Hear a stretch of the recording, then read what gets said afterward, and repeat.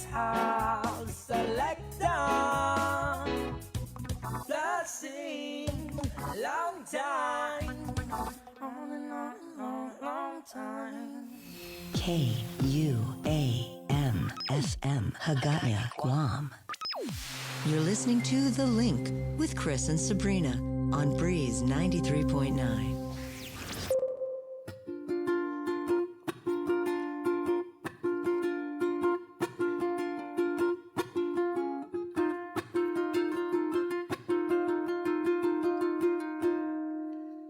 We've been together a while, and I don't mean to cramp your style. Sometimes I wonder just how things happen this way.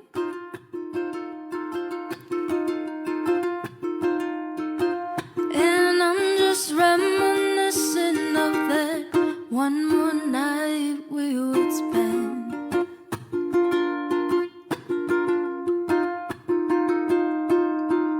You pick me up every morning, and I just get through at the club. I never thought that a man would love a woman this much.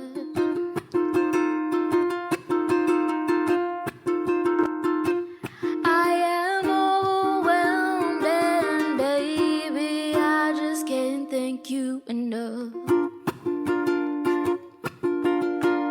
And I'm wondering, oh, sweet darling, what did I do to deserve you?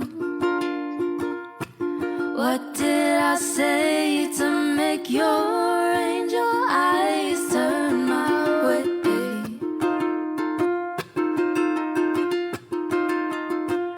If only I had the world, I'd give it all to you, babe.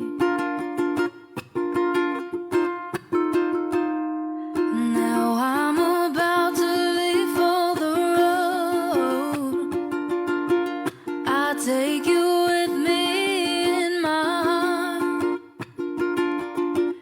And I really pray the Lord my soul to keep.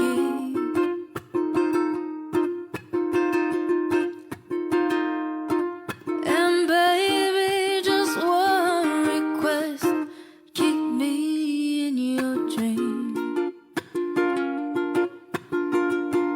And I'm wondering, oh, sweet darling, what did I do to deserve you? What did I say to make your angel eyes turn my way?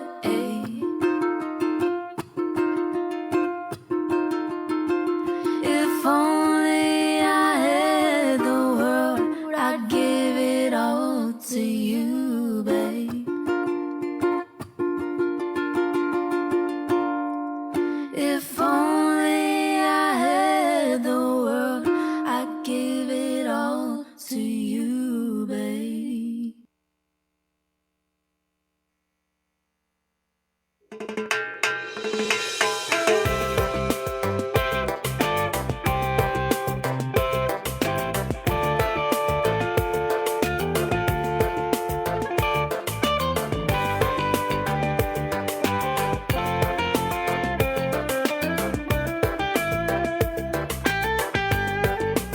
When I first saw you, girl, you put a big smile on my face.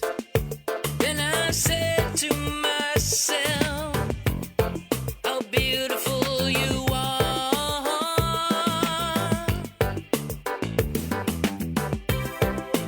Then I got to thinking what it would be like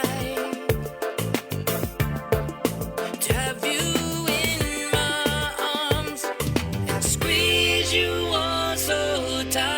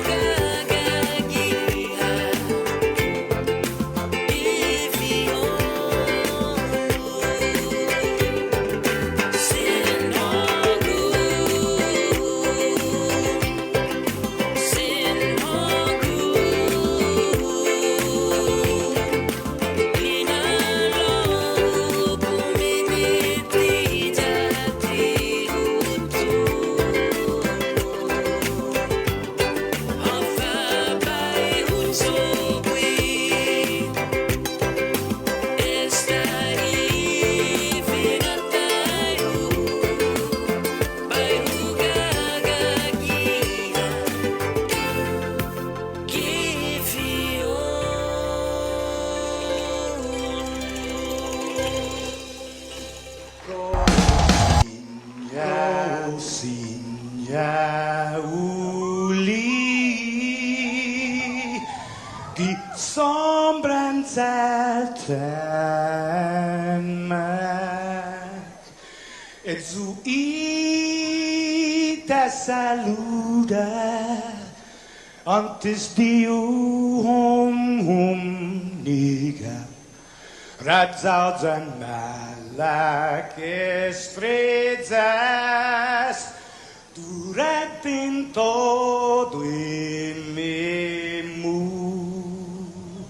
a nogi distancia gumugubugi palu Zangiman malak guafi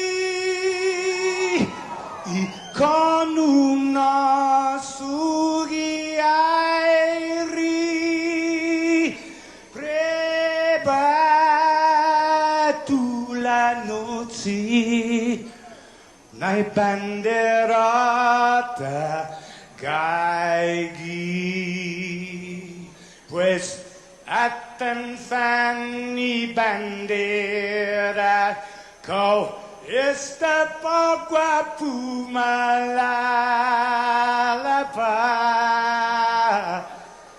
giluk tanu man libri sentamiti man ko badi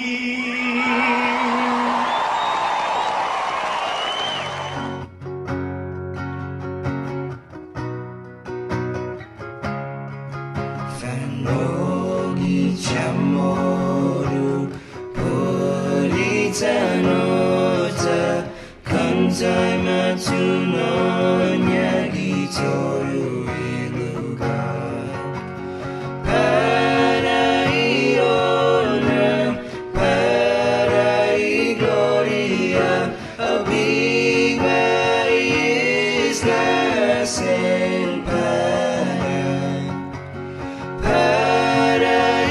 Paraiona, Parai gloria, a viva isla selva.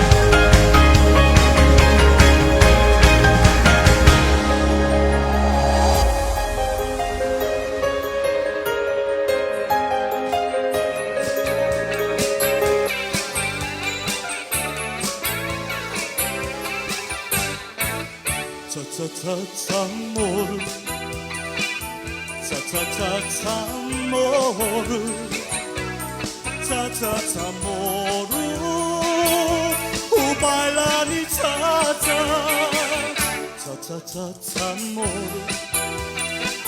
차차차차 모르 차차차 모르 우발라니 차차 When it comes to dance cha-cha, everyone is on the floor. It's the number one baila for the tambourine. After working all day long, cha-cha is the song in my native language by Wukanda. Cha-cha-cha moru, cha-cha-cha moru, cha-cha-cha moru, ubailani cha-cha, naina magu festi, mauliki sineti, ay mandanyagi, itamoru. Ongi na bagu besti na baila Medgut winay sa gitanota Esti baila ni cha-cha Cha-cha-cha-cha moru Cha-cha-cha-cha moru Cha-cha-cha moru Baila ni cha-cha Itamoru Tania Esti na baila Esti tata Minagofiha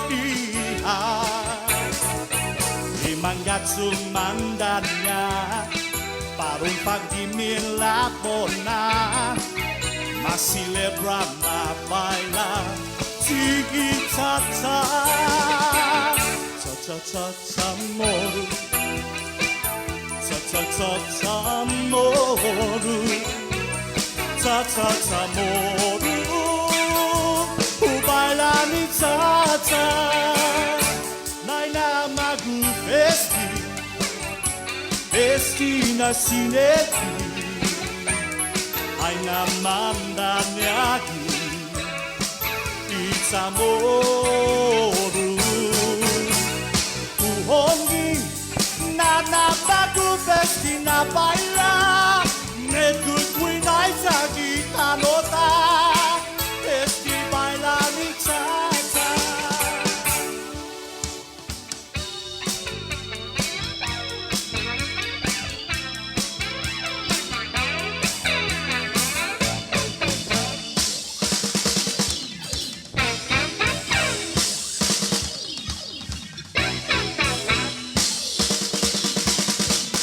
Cha-cha-cha moru Cha-cha-cha moru Cha-cha-cha moru Ubailani cha-cha Naina magu esti Auliki sineti Aina mandanyagi Itamoru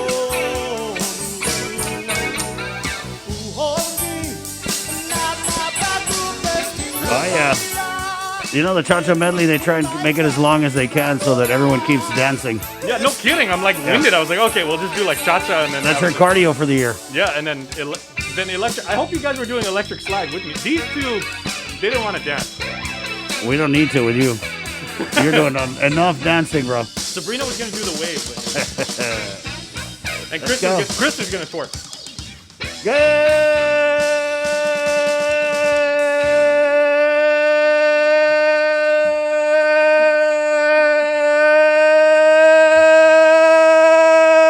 Morning, Guam!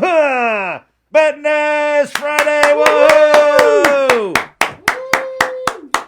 Viva Betness! Right on. Bree, this week was long, right? I thought it went by pretty quick. Really? I was like, dude, Wednesday, I thought it was Friday already. dude. Really, dude? Dude, bro, man. I'm like Debbie Deb, man. I'm like Lookout Weekend. Right on. Because here I come. Because weekends were made for fun. Right on. 6:21, Friday. Yep, Friday, April 9th, 2021. Welcome to this episode of The Link, which is proudly brought to you by East West Rental, Cabo Enterprises, carrier for my Aircon babies. Nice night in the Aircon last night. IT&E and Jack in the Box. We'll tell you more about the Triple Jack combo coming up here. Good morning, Sabrina. Good morning. Morning, Jason. Good morning. I got a remix. It's like, Lookout Weekend. Don't forget to ask. Because when you go out, wear your mask. Right on. Thanks, Jason. That's the Debbie Deb remix. Ever the poet. Yeah. Mike V. Good morning, Mike. And this is Mike's last episode of The Link. He didn't do anything. Unless Joser extends. He didn't do anything wrong. Yeah, unless Joser extends. And then that blood-curdling shriek you're going to hear coming from Harmon is Mike cussing up a storm. Right on. Because he has to get up at 2 in the morning. Mike V with the Cha-Cha Cam to start the show on The Link. Good morning. It's 6:22. Here's who's coming up. I believe they had a physicians advisory group meeting last night. Dr. Ho Wen. Come on and catch us up on just all the stuff that's going on with. I'm pretty sure it's going to be a lot of talk about the quarantine, the path to half, vaccination, all that stuff. Maybe a little on the variants. And then we're getting DOA Director, Administration Director Ed Byrne for his update. And Attorney General Levin Camacho coming on. There's a bunch of stuff that he's got too. And then we're debuting a new segment today. This is a great segment. It's called Feed Me Fridays. And it's with our partners over at King's. Yep, we're neighbors. We're good neighbors, and so are they. They're really good neighbors. Bringing Feed Me Fridays. So I'm assuming Feed Me Friday means that by their nature, they're feeding us, not the other way around. Yeah, they're feeding us, Jay. Okay. Yep. Cut and pica for breakfast, guys. Really? Is that what we're doing? I think that's what we're doing. Ooh. And then we're getting the... we had the Youth Congress, we had the speaker, the vice speaker on a couple of weeks ago, just talking about what they're doing and kind of amplifying their voice. And they've actually got a resolution opposing the silencer bill. So we're going to get Vice Speaker Al Labang and Representative Teasan High Rep Chloe Lizama on this morning. And then Democrat Senator Clint Rogel. On Fridays, we've always got a lot of great segments, right, Bree? Mm-hmm. We have the one Micronesia from Vic Fallon. So he is actually chatting with Pohnpei native, Dr. Jalkanen Joseph. And the two of them, they talk a lot about the importance of getting the vaccine and how in the FSM they've been COVID-free. And, you know, there's a lot of people, hundreds of people that have been stranded on island. So they talk a little bit about that. Right on. And, of course, Dave Delgado, he has his weekly recap. Sports Link. Dun, dun, dun. And a Sports Link episode today, he's talking with Interscholastic Sports Association's Al Garrido about expanding limits on sports crowds at school sporting events. Yeah, right. so now for public sporting events, primarily for high school sports, there can be no more than 50 participants, but each participant is allowed one guest. And they're working out, like the seating arrangements and everything like that, so everybody can stay safe and healthy. 50 spectators. 50 spectators, yeah. Right. So yeah, well, that's pretty interesting. So now you can actually have home field advantage. Right. Somewhat. There was a letter too that Terry DeBold from the IIAAG had written earlier in the week, and it's funny. I asked Public Health Director Art St. Augustine to come on about this letter that Mr. DeBold had written, but he didn't come on. But he did provide like almost all of the agency for Public Health Week. But it was funny because I circled back with Terry and I was like, "Do you want to come on and talk about it?" He's like, "Only if I can go on with Art." So maybe that'll be in the work for next week. But, there was some issues he raised that I think they're already working on with the ISA. So we'll see. And then we've got Cover Me brought to you by Burger King. Blue Waves production, our artist for this morning at 6:25. Jay, Facebook Live. Yes, we are on right now. And lots of comments. I hope you guys were doing the cha-cha along with us. And when I say us, I mean me. Really, really fun. Oh, man, and you said that was Mike LaGuardia, right? Michael LaGuardia Jr. Mike LaGuardia Jr., yes. So and that was a really nice remix. And Chris has been emceeing events and doing like DJ work for long enough to know that when you got the cha-cha, you can either make what are the most popular cha-cha songs on Guam? When you go to like a party, a fiesta, a wedding, a christening, I mean, there's some, as soon as you play them, people can still be eating. They'll bring their plate with them out on the dance it's floor. the medley. Is it? Yeah, Cha Cha Cha Cha Moro. They hit Yellow Bird. Two Man Sound. Lost in Emotion by Lost Lisa in Lee. Emotion. See, I grew up Yeah. in northern Guam and everything, so we'll dress like nice for like a JFK or Sanchez party, and as soon as like they're like, did it feel like love? Did it feel like love to you? Shoulder to shoulder. Right. The dance floor will be packed, and typically it was like some dude's like garage. Back in the day, the parties used to be like they would play the Cha Cha mix, right, for While all the you're eating. Uncle, and then all that, and then like maybe like 9, they'd start like with the Bobby Brown Yeah. or the New Wave. They would always have this New Wave mix. It's like, here Yeah. we go. When you're in doubt. Yep. So When you got you're- your OMD, you got your Erasure, you got your Depeche Yeah. Mode, and then someone would try, let's play The Cure, and I was like, oh man, now I'm depressed. Can we play some, put the Smiths on? No, not the Smiths. We don't want everybody to leave. And then you would get in. Under the boardwalk. That's right, Frank. Of course. Okay, which under the board? There's like 3 or 4 under the board. It's like the man, what was it? There's this group, they redid all the hits. Because it's never the original Under the Boardwalk by the Drifters. It's always that like Cha-Cha Hits on Parade or whatever. Which is way cooler. The one. It's like now that's what, or what do they call it when the kids bop? But it's Cha-Cha Bop. But I remember that like the one part when they said like the hot dogs and French fries they sell. Yeah. That makes, I was like, man, I want a hot dog now. How about the old, this really old one, Stars on 45? Remember that one? Stars on 45. Yeah, that's what it was. Yeah. Oh, that's old. Stars on 45. Yeah. But man, I mean, I've been to some parties where they were literally played like an hour and a half of cha-cha just to, actually no, where I take that back. Where I went to school, everybody played like the slow jams when everybody was eating, just to, not get the. They don't make slow jams anymore, right? Huh? They don't, yeah. No, but it was weird because we'd be sitting down and Just bumping booty. Just jams. yeah, slow jams was like how you like got the girl or whatever, or the guy, and then now it's just like they skip right ahead to the give us the wop. Well, it was kind of weird. I mean, we'd be sitting there with No more foreplay, just straight to the wop. We'd have like a plate of like chicken Kelaguen and and rice and like some short ribs and everything. And we're sitting down there with like our classmates and our friends, and all of a sudden, like, shower me with you. I was like, why I don't know why I was this? thinking of the same song, Jay. Shower with me with your love. Right. Surface. Right, I know. Because back then it was like you had wooed, you had to woo. Yeah, and then all of a sudden it's like 1, 2, cha cha cha, 3, 4, dun, dun, dun, dun, dun, dun, dun, and it's like, okay, here we go.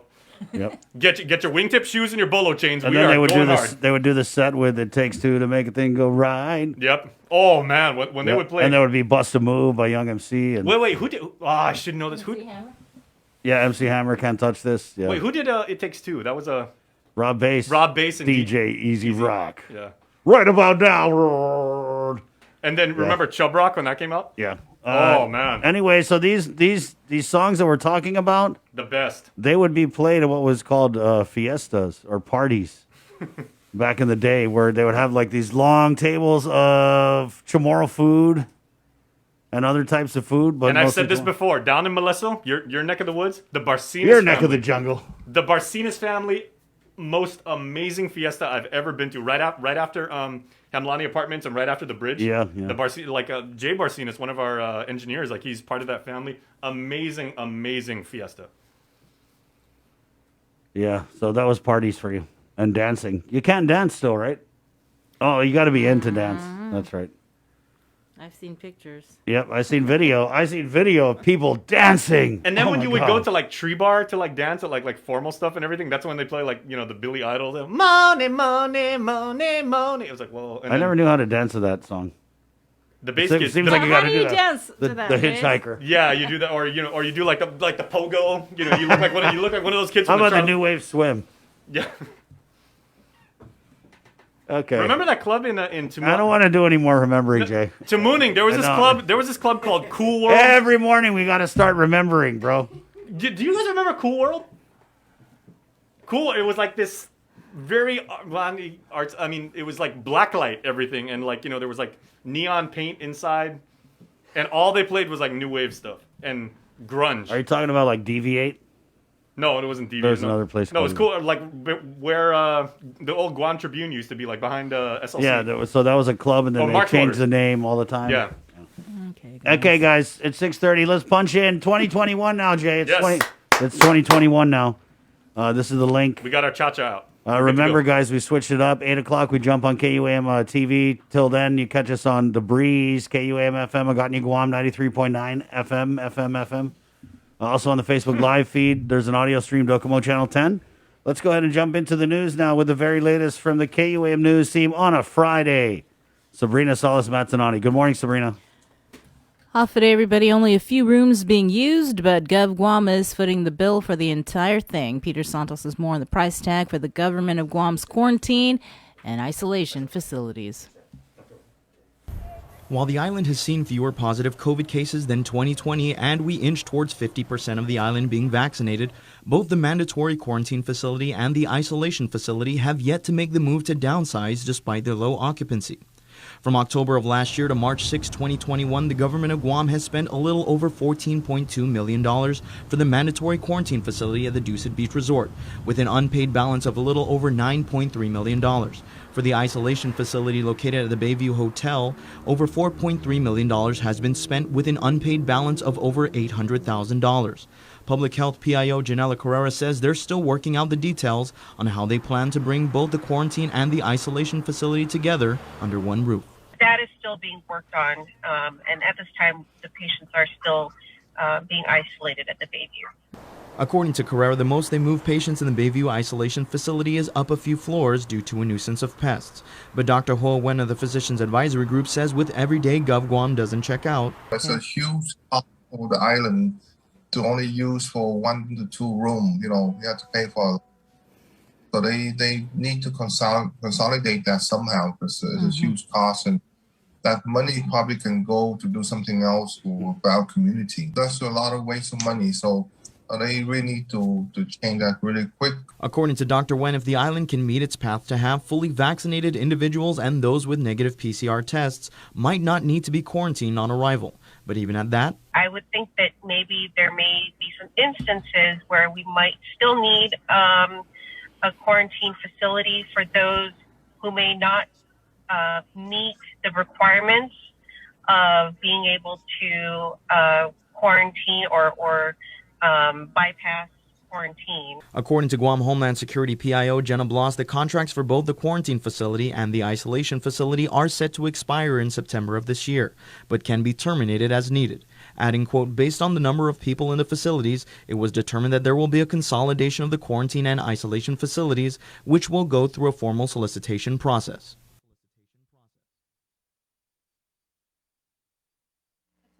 A total of 11 people were being housed at the government isolation facility as of last night. Meanwhile, according to the JIC, out of 369 test samples taken on the 7th, 2 tested positive for COVID. Of the new cases, 1 was identified through contact tracing. This brings a total of officially reported cases of COVID-19 to 7,830 since March of 2020. 28 cases are active, and more than 7,600 people have recovered. There's currently 1 person that is hospitalized. To date, there have been a total of 136 COVID-related deaths. The CAR score remains at 0.2. As for vaccination numbers, a total of 34,618 people have been fully immunized. Vaccination clinics continue at the UOG Calvo Fieldhouse today, as well as at the Asan Maina Mayor's office from 9 a.m. to 3 p.m. And there's also free COVID testing that will be held at the Micronesia Mall parking lot from 9 a.m. to 12 noon today. United Airlines is ramping up service ahead of Guam's plan to reopen tourism on May 1st. The airline released its new schedule for flights to Tokyo, Narita, Honolulu, Manila, Saipan, and Micronesia. United's managing director for Asia Pacific Airport Operations, Sam Shinohara, says it is paramount that tourism industry stakeholders work together to ensure that Guam is ready for visitors. We are monitoring the market closely to support efforts locally and can scale quickly to meet demand from Japan once restrictions are eased. He also applauded the recent opening of the international arrivals corridor at the airport. United will have daily flights to Narita and Honolulu. United also announced that travelers on the Narita flight will be able to connect to several key U.S. mainland cities: San Francisco, Los Angeles, and New York, Newark.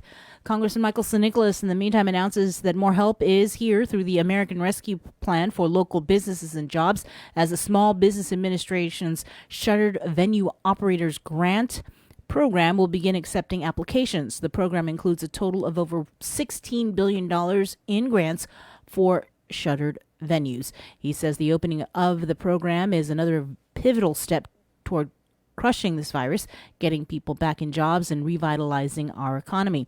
He has these grants will help our local shuttered venue operators put paychecks back in workers' pockets, avoid permanent closures, cover rent payments, and more.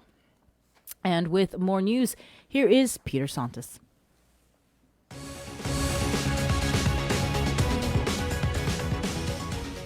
Confident good morning, everyone. I'm Peter Santos with your headlines here on The Link. GPD criminal detectives may have cleared the scene, but GFD arson investigators are rolling out. Was a house fire in Umatic just a coincidence or intentional? Sabrina Salas-Matsanani reports. Just before midnight, GFD got the call of a wood and tin structure fire in the village of Umatic, and apparently they weren't the only ones who got a call. Chief of Police Steve Ignacio.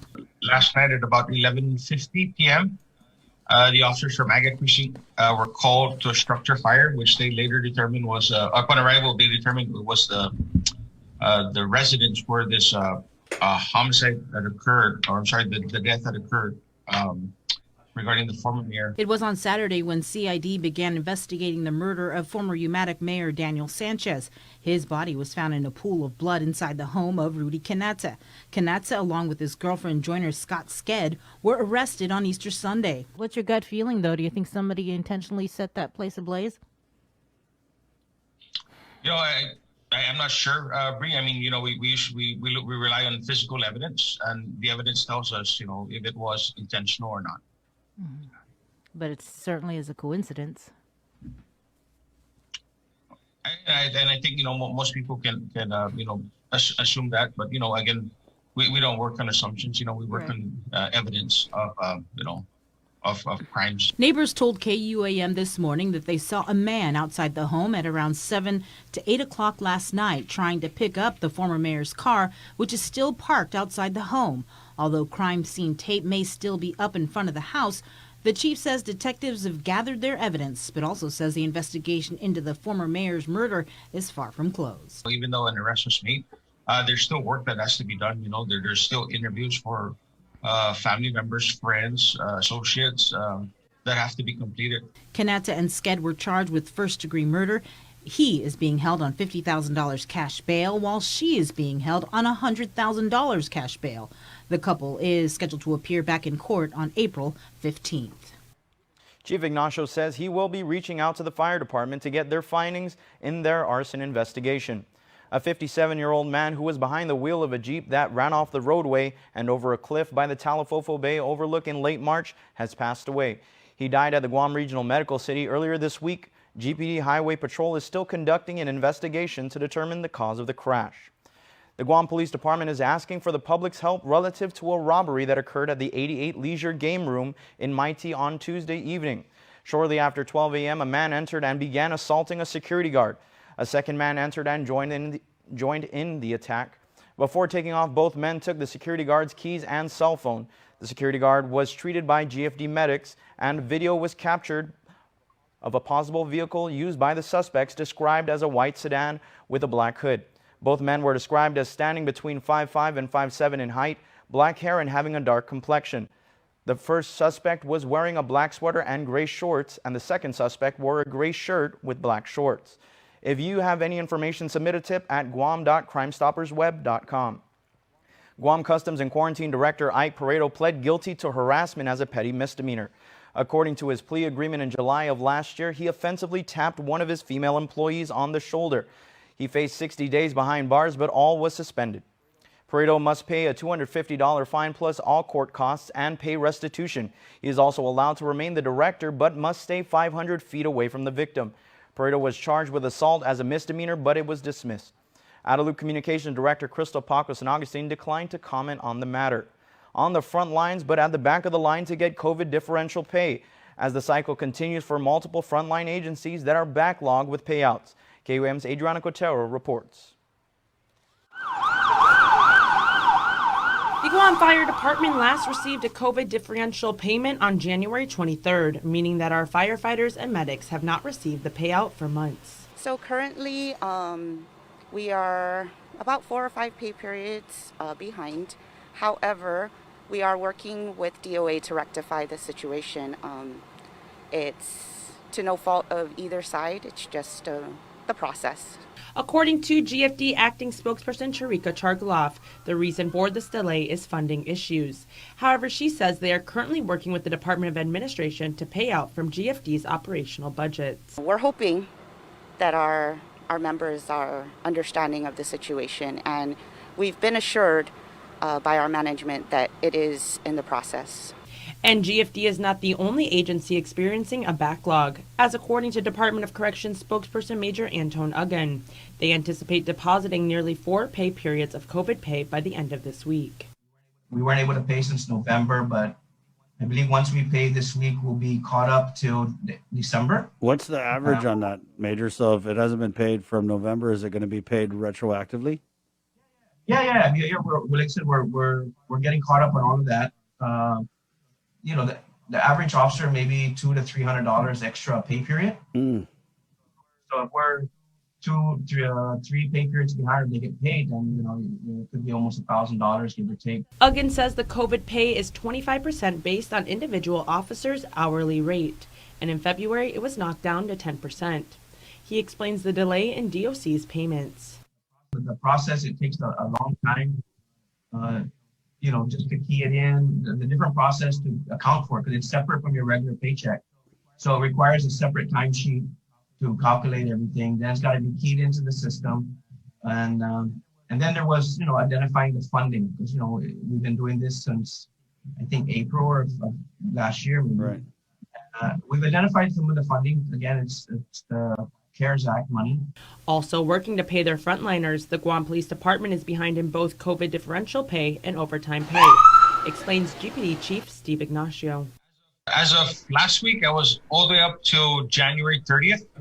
So that means I only have February and March to pay. My overtime, I believe, is up until February 16th.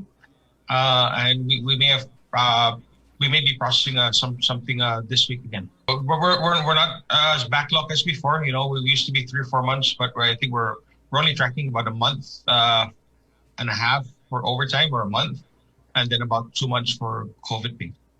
Is it? And like I explained before, it's just a very tedious, manual intensive. KUAM reached out to the Department of Public Health and Social Services for the status of their COVID pay. As of news time, we have yet to receive a response.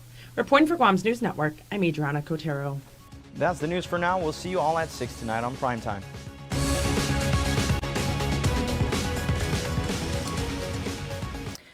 President Biden promised to send new gun control legislation to Congress on his first day in office, but it will be hard to pass new legislation through a divided Senate. So today he is taking executive actions on new gun safety measures. Deborah Alferone has more details from the White House. President Biden is taking steps on his own to enact new gun safety measures. We have an opportunity to fulfill the first responsibility of government, to keep our people safe. Today's actions include orders for the Justice Department to draft red flag legislation that states can model to keep guns out of the hands of people facing mental health issues. The department will also have 30 days to create new rules addressing ghost guns, self-assembled weapons that require no serial number. And President Biden wants a 60-day review of how stabilizing braces for pistols are regulated. A stabilizing brace was used in last month's Boulder, Colorado mass shooting. The accessory enables pistols to fire like short-barreled rifles and makes them more accurate. Greater stability means greater accuracy and control.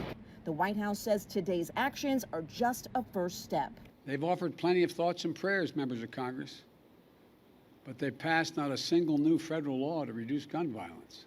President Biden also plans to name a gun control advocate to head up the Department of Alcohol, Tobacco, and Firearms. David Shipman, a former ATF agent, has been an advisor to the gun control organization set up by former Arizona Congresswoman Gabrielle Giffords. Vice President Harris and I believe he's the right person at this moment for this important agency. The NRA issued a statement saying it will fight this nomination and ill-conceived executive actions. Deborah Alfarone, CBS News, the White House. Family platter of fried chicken? Check. Tray of red rice? Check. Birthday cake? Check. 1 case of water? Check. 12-pack of beer? Check. 2 cases of Pepsi? Check. When you have a long checklist but are short on time, we got you. Get it delivered by us. Order on the app or website at uno-go.com. Guam on demand. Shoot, I forgot the paper product. Oh wait, UnoGo has that too. Catch SportsLink on the KUAM News Morning Show, The Link, every Friday to hear about the latest in sports news, game schedules, athlete profiles, and more. SportsLink, brought to you each week by Cure Alkaline Water, airs every Friday across the multimedia platforms of KUAM. Tune into the broadcast on Breeze 93.9 FM, on KUAM TV 11, live streaming through the KUAM News Facebook page, or view highlights on YouTube, KUAM News Facebook, and Instagram. SportsLink is hosted by Dave Delgado through KUAM Sports, and he will make sure that everyone knows what is happening on the field, in the gyms, and everywhere in between. The world of television is more exciting than ever. Don't miss a minute of special presentations from NBC on KUAM TV 8 or from CBS on KUAM TV 11. Every month, we'll bring you the fun and excitement of award shows and red carpet moments, special series presentations, and other great network programs. Brought to you locally by King's Restaurant, Ruby Tuesday Guam, and Bud Light Seltzer, giving you more reasons to tune in and turn on. Fall in love with TV again with the best from KUAM Communications. KUAM's multi-platform morning show, The Link, just got a little more delicious with Feed Me Fridays. Chris, Sabrina, Jason, and the rest of the morning crew will take some time each Friday to talk food, taste food, and bring you all the latest and greatest in food from King's Restaurants and Ruby Tuesday Guam, old faves, new hits, and everything on the menu in between. It's Feed Me Fridays on The Link.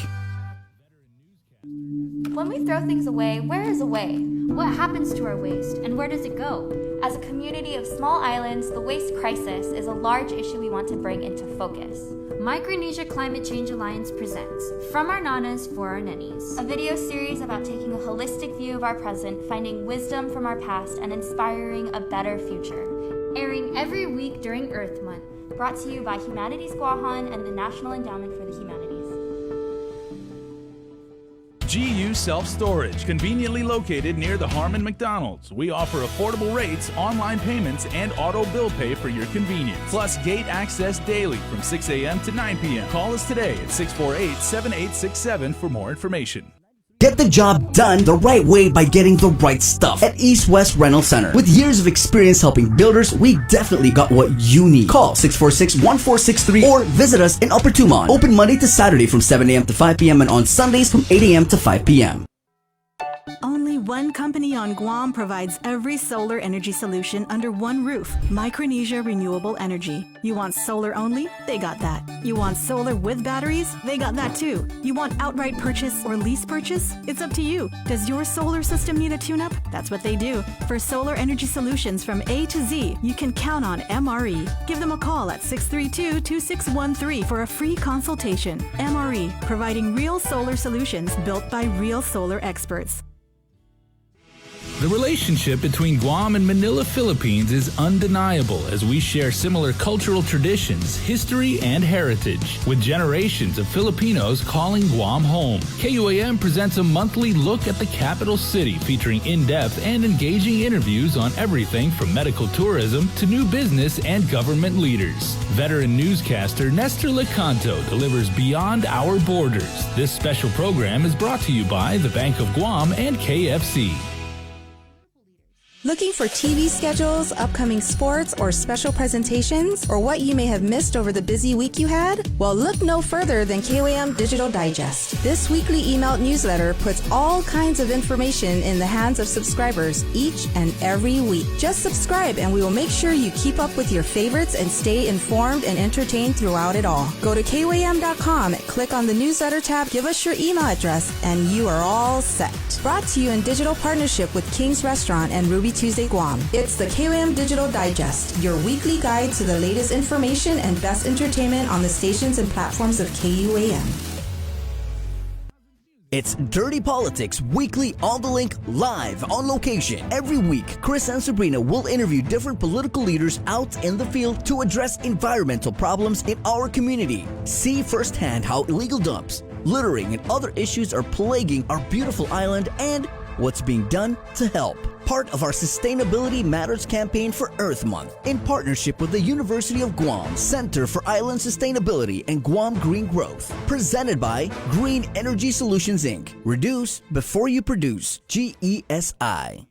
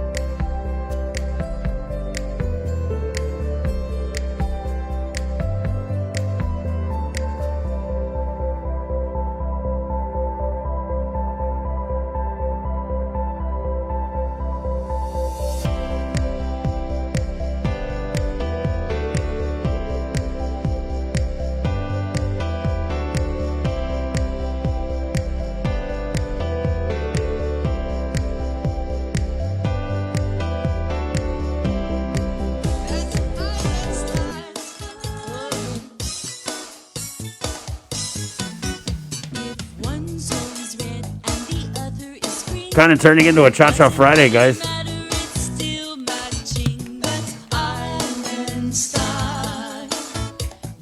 Have you ever worn one red and one green Zori? Oh, yeah.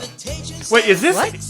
One red and one green? That's what you said. It doesn't matter. It's still matching. Oh. Yeah. Is this the first, like, kind of like self-referential, almost like comedy Chamorro song? The first one in English, probably. Yeah. Jesse and Ruby. Because remember when Frank DeLima would come out from Hawaii every year? Oh, brother, do I remember? Yeah, I done host the guy several times, brother. Wait, you did? You hosted Frank DeLima? Yeah, of course. Dude is super, super funny. And I've always wondered, like, I mean, you did comedy albums. Yeah, I did.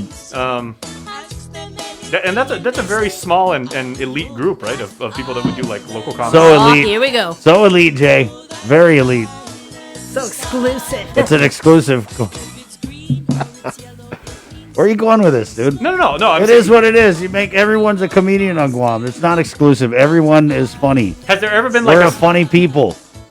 Yeah, has there ever been like a song either in Chamorro or like about Chamorro, which is kind of like, you know, like I don't know, but don't we have a song or We like do a have cover a great. me or something? We do, Yeah. yes. Thank Play you, that? Sabrina. See, you done made Sabrina. And this is actually from last night's episode of Local Music Mashup, which if you haven't seen it, check out our YouTube channel, check out our Facebook timeline. We're going to run it again at 11 o'clock Right. As a live thing. And this is the lead track. And Vic kind of led into this. These are 4 amazingly talented women from the CNMI. Right, and you made the comparison that they were like SWV of Saipan. Saipan. Right. Yeah. SWV, guys, it's a 90s, 2000s R&B group, Sisters with Voices. They got so weak in the knees, Yep. they could hardly speak. Man, that was a slow jam. Wait, too. were they the ones with like the super long nails? Do they too? still have songs like that? Like I Love You? Kinda. Yeah, they do. They do. They Wait, have Bree, to. They have to. Were they the ones with like the super long nails too? The fingernails? There was super one long group. nails. I mean, they had like obnoxiously long nails. Okay. 6:54, brought to you by Burger King, where you can get the Steakhouse King. It's fire grilled greatness. Okay, couple patties. There's some cheese in there. There's some bacon. It's on sourdough. There's a sriracha mayo sauce on top. It's freaking awesome. Burger King.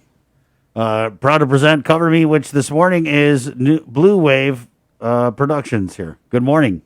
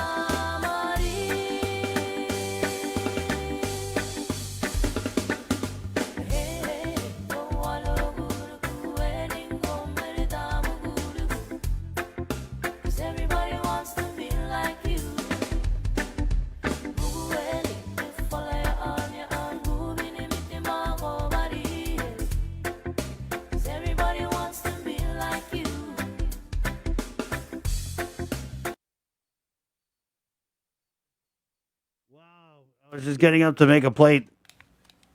Yeah. That was actually neat how each one of them had their own solo spot. Yeah, that's pretty cool. Yeah, so again, that's on Local Music Mashup. That was part of last night's Just epic episode. Just did it yet. Just only like that. Yeah. There's a lot more where that came from. There So check us out totally- on YouTube, on Facebook, and enjoy the local music. Turn it up and crank it. Good morning, 703. We're KUAM FM. I got you, Guam, on the link, which is proudly brought to you by East West Rental. Thank you, East West Rental. Also, Calvo Enterprises, IT&E, Carrier from Maricon Babies, and Jack in the Box, where you can get the seasoned, sauced, and loaded curly fries, $3 with slow smoked bacon. Okay, that's awesome. That's a full meal for $3. Tell your coworkers your treat today. On this Friday, April 9th, good morning. Let's head into the KUAM News Zoom room where I don't know if he's getting tired of these early morning convos yet. Hi, good morning. I feel like it take long to text me back when I ask you to come on at 7:05 now.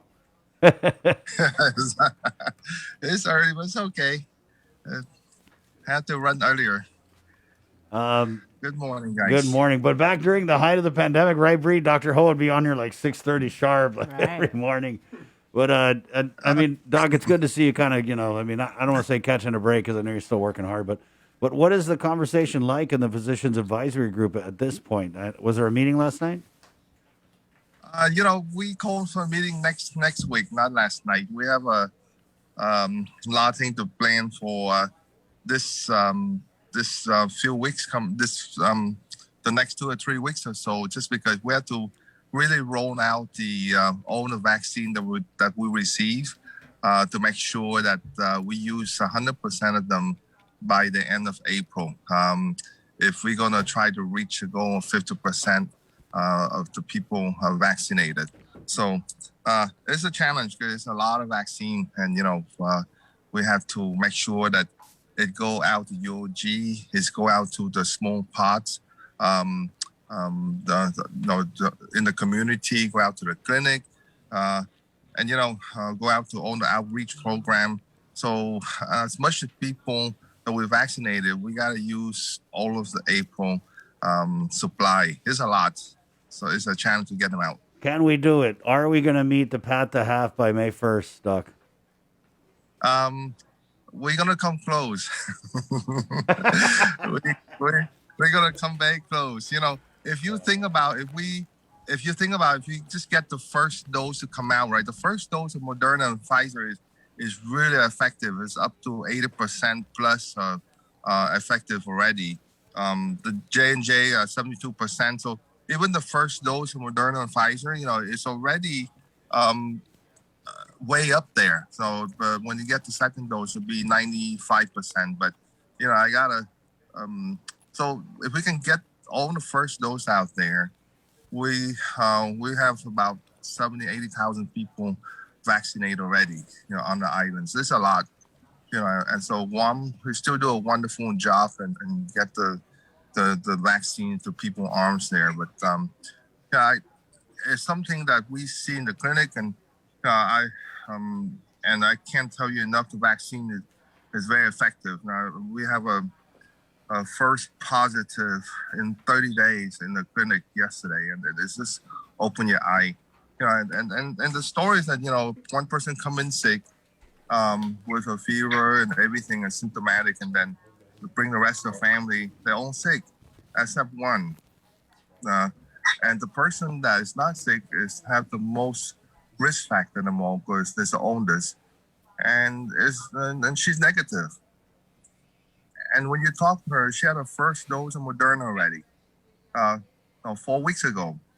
So I'll tell you, the whole family positive, and you are the only negative. That you are the only one that's vaccinated. Even with the first dose, you can't sell enough that it's so effective.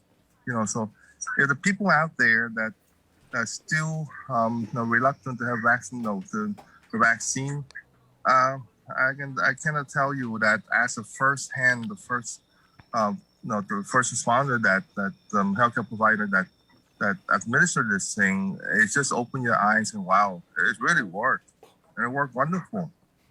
So get out there and get vaccinated. You can go to UOG, you can go to a pot in the village, you can go to a clinic, but we have 3 different vaccine now, the Moderna, the Pfizer, the J&J. So pick your choice, but go get vaccinated. It'd be interesting. We're looking for May, June, July for the island to open back up. And, so we somewhat come back to new normal. Doc, when people come in to get the shots at the clinic, we know they're going out to the OG Cabo Fieldhouse, but what are they saying? Why are they getting vaccinated? What do they tell your nurses and your staff? They just want to protect themselves, protect their family, protect the coworker, and that's something that and they want to go back to somewhat the normal like before, and we can get there if the majority of the island get vaccinated. And I tell you, there's a few still that want to talk to the physician to make sure that they are okay to get it and they're safe to get it. And I encourage you, if you have a question, go to your primary care provider and sit down with your doctor and talk to them. And so that way they kind of put all the risk and benefit and everything up there for you, so to try to answer your question so you can get vaccinated. I tell you, everybody that have question or concern to come in and talk to me. I would say 95-97% of people that are reluctant, they end up getting the vaccine. It's just because people misunderstand a whole lot of stuff. So I encourage people to go in and talk to your physician if you have any question. Let's just try it out right here on the show, Doc. What if I'm that person who's like, no, I don't want to take the vaccine because I heard that it's the government put a microchip in it to track me. There's no microchip in there. It's even the Pfizer and Moderna is the messenger RNA, and basically, it's this is what I tell people, right? You build a house, and it's your house. So, and the part of the messenger RNA that they put in there, like they put in it's a door. So that's the door for your house. It's not your whole house. So if your body recognizes it, that's part of the virus. Especially is they call the spike protein of the virus, the one that attaches the human cell, and so the virus can penetrate the human cell and cause an infection. And you can produce antibody against the spike protein, and that's only the messenger RNA. That's just a part of the virus that artificially make so that way your body can recognize it. It's a wonderful technology that's been out there for so long already. We just never have a chance to use it. So now we have a chance to use it. It worked wonderful. So there's no microchip in there that you can inject in your body. So you don't have to worry about it. They can't track you. So thank you, okay? Doc. But that's like the crazy talk one. But the reason I hear a lot of people is they say, especially the younger demo, they say, "Oh, I don't need to take the vaccine. I'm young and I'm healthy and I work out." And I'm like,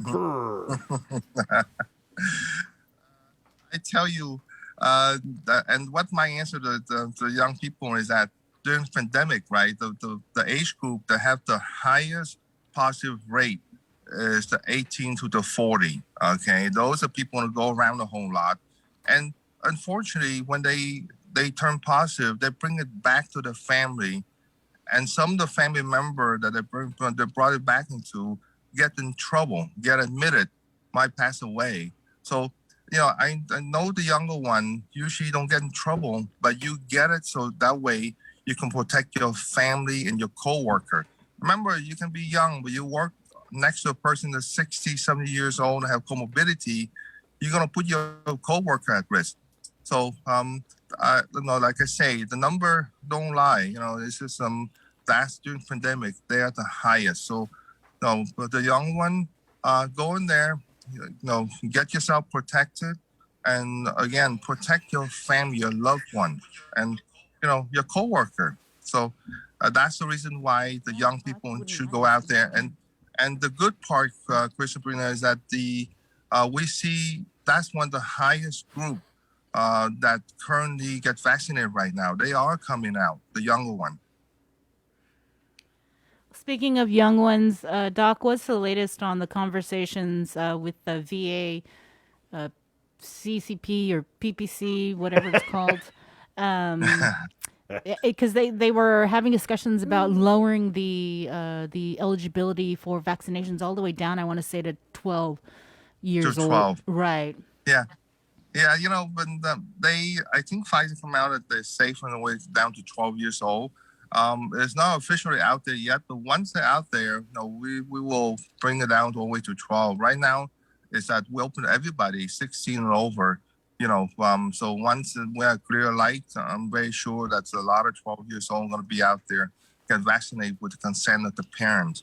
We, like I say, the challenging here is that we have a lot of vaccine. We just need to get the people in arms and, different things, clinics. We are also trying to go out to the industry, like big company and arrange to vaccinate them in the big company. So that way they don't have to miss work.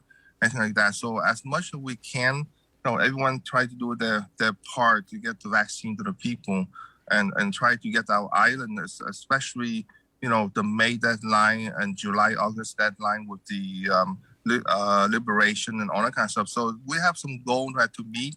And like I say, the good part about Guam is that people want to have the vaccine. It's just for us to roll on the vaccine out there, so that way, we don't have any excess supply that is not used for the month. I wanted to follow up on something you said earlier in your interview regarding whether or not we were going to meet the path to half goals, right? And you said something along the lines of, well, we're going to get really close. But you also kind of referenced how, well, the first dose, when you get the first shot, the efficacy is so wonderful. Do you anticipate that we may change I guess the requirement? So because currently it's fully vaccinated individuals by May 1st, with 62.5 thousand is what the goal is. Do you see us maybe changing it, and instead of fully to as long as you get the first dose?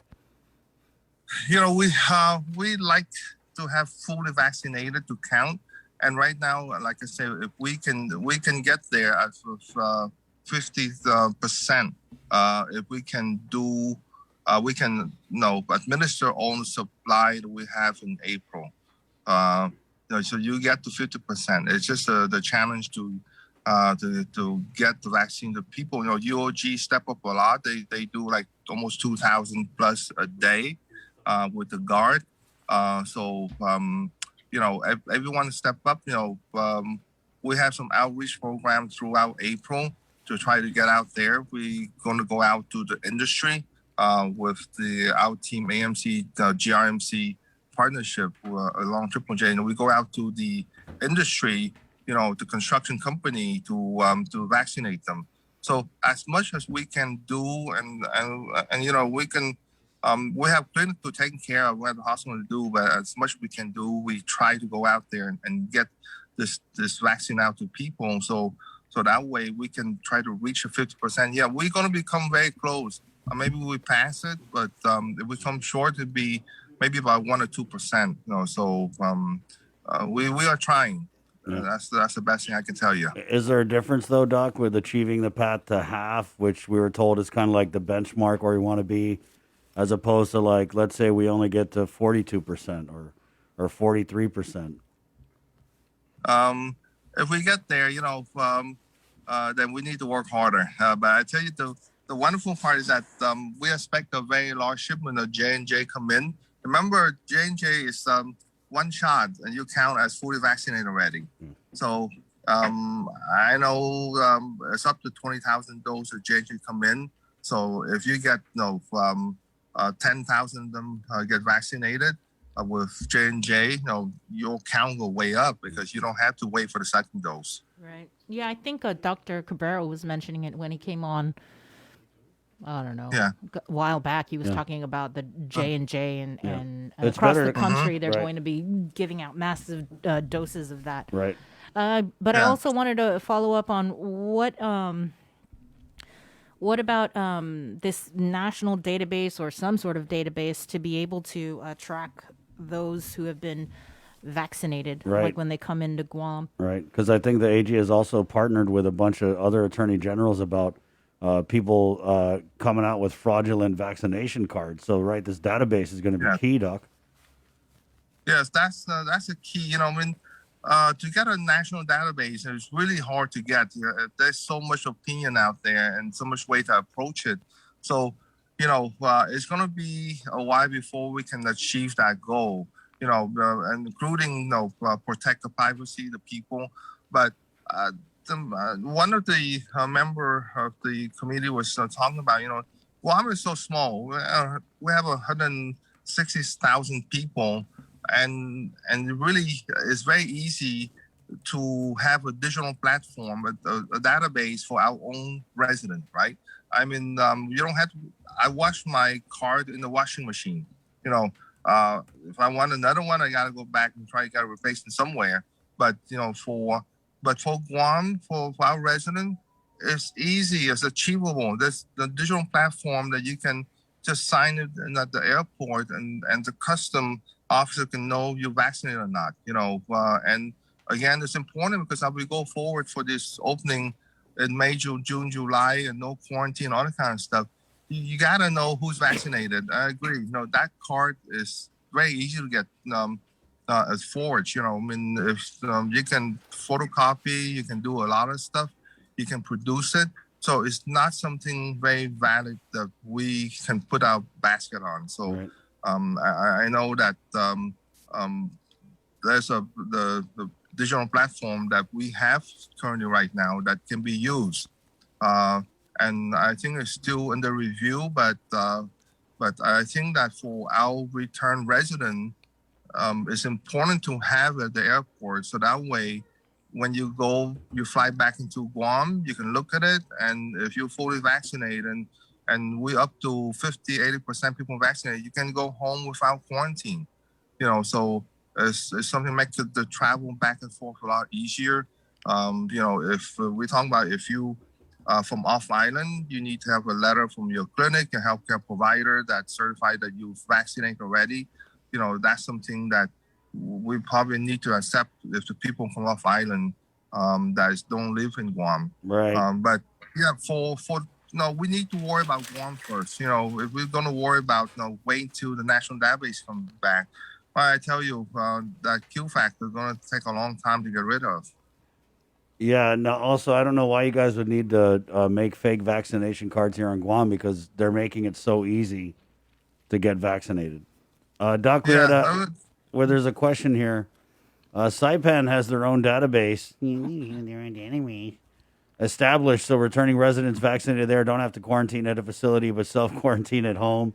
This is just exactly what you're talking about Guam working towards that. But then on the flip side, Doc, if you could also address this. That being said about fraudulent vaccinations card, shouldn't we keep the mandatory quarantine for incoming travelers? Once the island is is full, is vaccinated to a certain point, 50 or 80%, we do not have to. If you can prove that you've fully vaccinated, then you can go home. If you don't have the vaccine, if you're not vaccinated, then and you're going to be required 72 hours pre-arrival PCR testing, make sure that you're negative, and then you're going to do some home quarantine with some monitoring. The key here is to get people to come to the island is a lot friendlier. And you got most of the people vaccinated already, you're going to have some positive case on the community. But as long as those positive don't end up in the hospital, that's what counts. You're never going to get zero positive anywhere. Doesn't matter where you live. So the key here is you can have 10, 15, 20 people positive in the community, but you have zero hospital admission and zero deaths from the COVID. And that's the goal that the vaccination program trying to reach is not to get people so severely sick that they need hospitalization.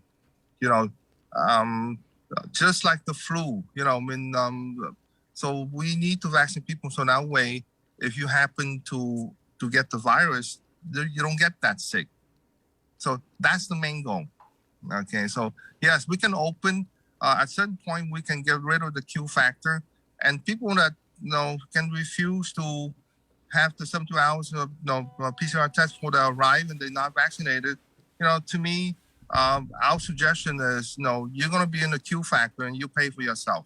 Because you put the whole island at risk if you refuse to get tested and you refuse to get vaccinated. So, and those people, they're going to pay for their own Q factor. I mean, the pack are very clear on that one. And, you can have your right, but at a certain point, if you put whole island at risk, then you're going to pay for the hotel yourself. So is anybody talking with the CNMI to find out what they're doing? That maybe we could do here with this whole tracking who's been vaccinated and who hasn't? I'm not sure what we're talking about. They seem like they're ahead of us every time. But like I said, they have a small population, much smaller. But again, we have already. We just need to make sure that somehow, the system are secure. And the system are, only a few people that can access and input into it. And so we have something hopefully come up soon, in the next, I was hoping the next, 3 to 4 weeks or so that we can implement something. Because, like I say, by between 50 to 80% vaccinated in Guam, we should be able to open our island so we can travel back and forth without the Q factor. Right.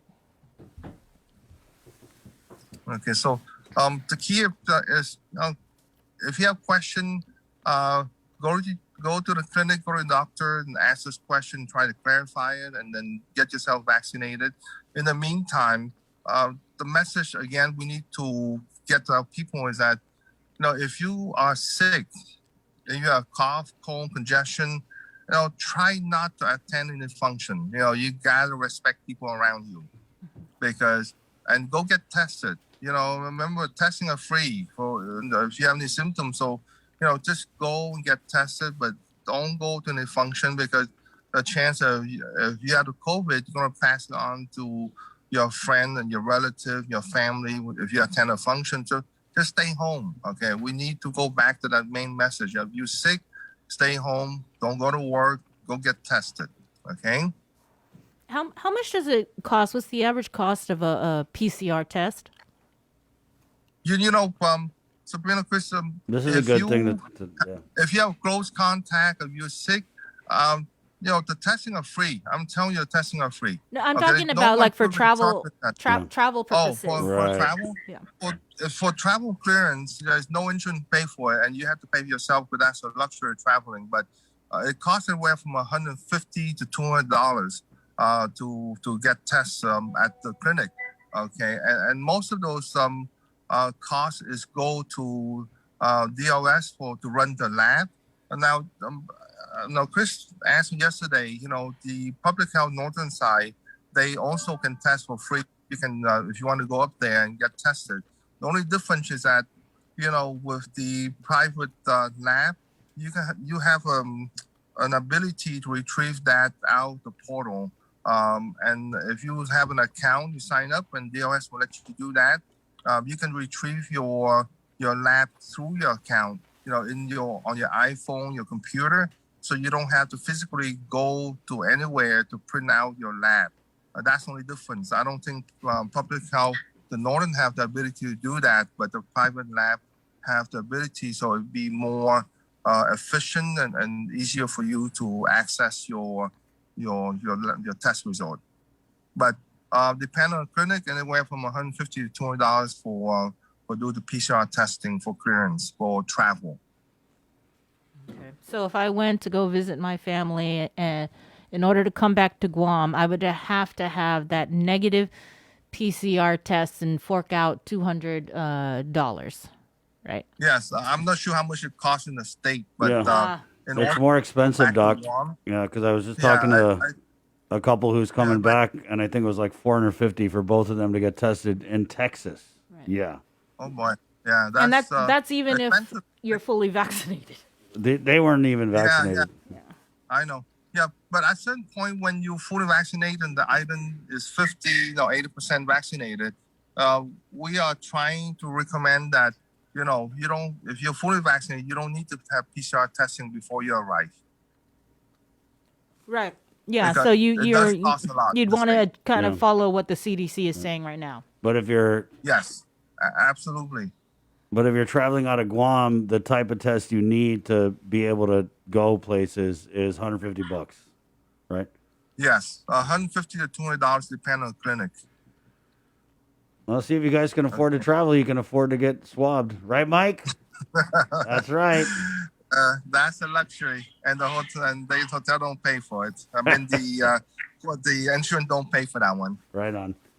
But then if you're trying to, because we were talking about this yesterday, if you're trying to go around it and just say, let me pretend I have an itchy throat and go to the clinic and get swabbed. When you go to the clinic and get swabbed, it's not the type of test result you need to go and travel because it's not the, what do you call it?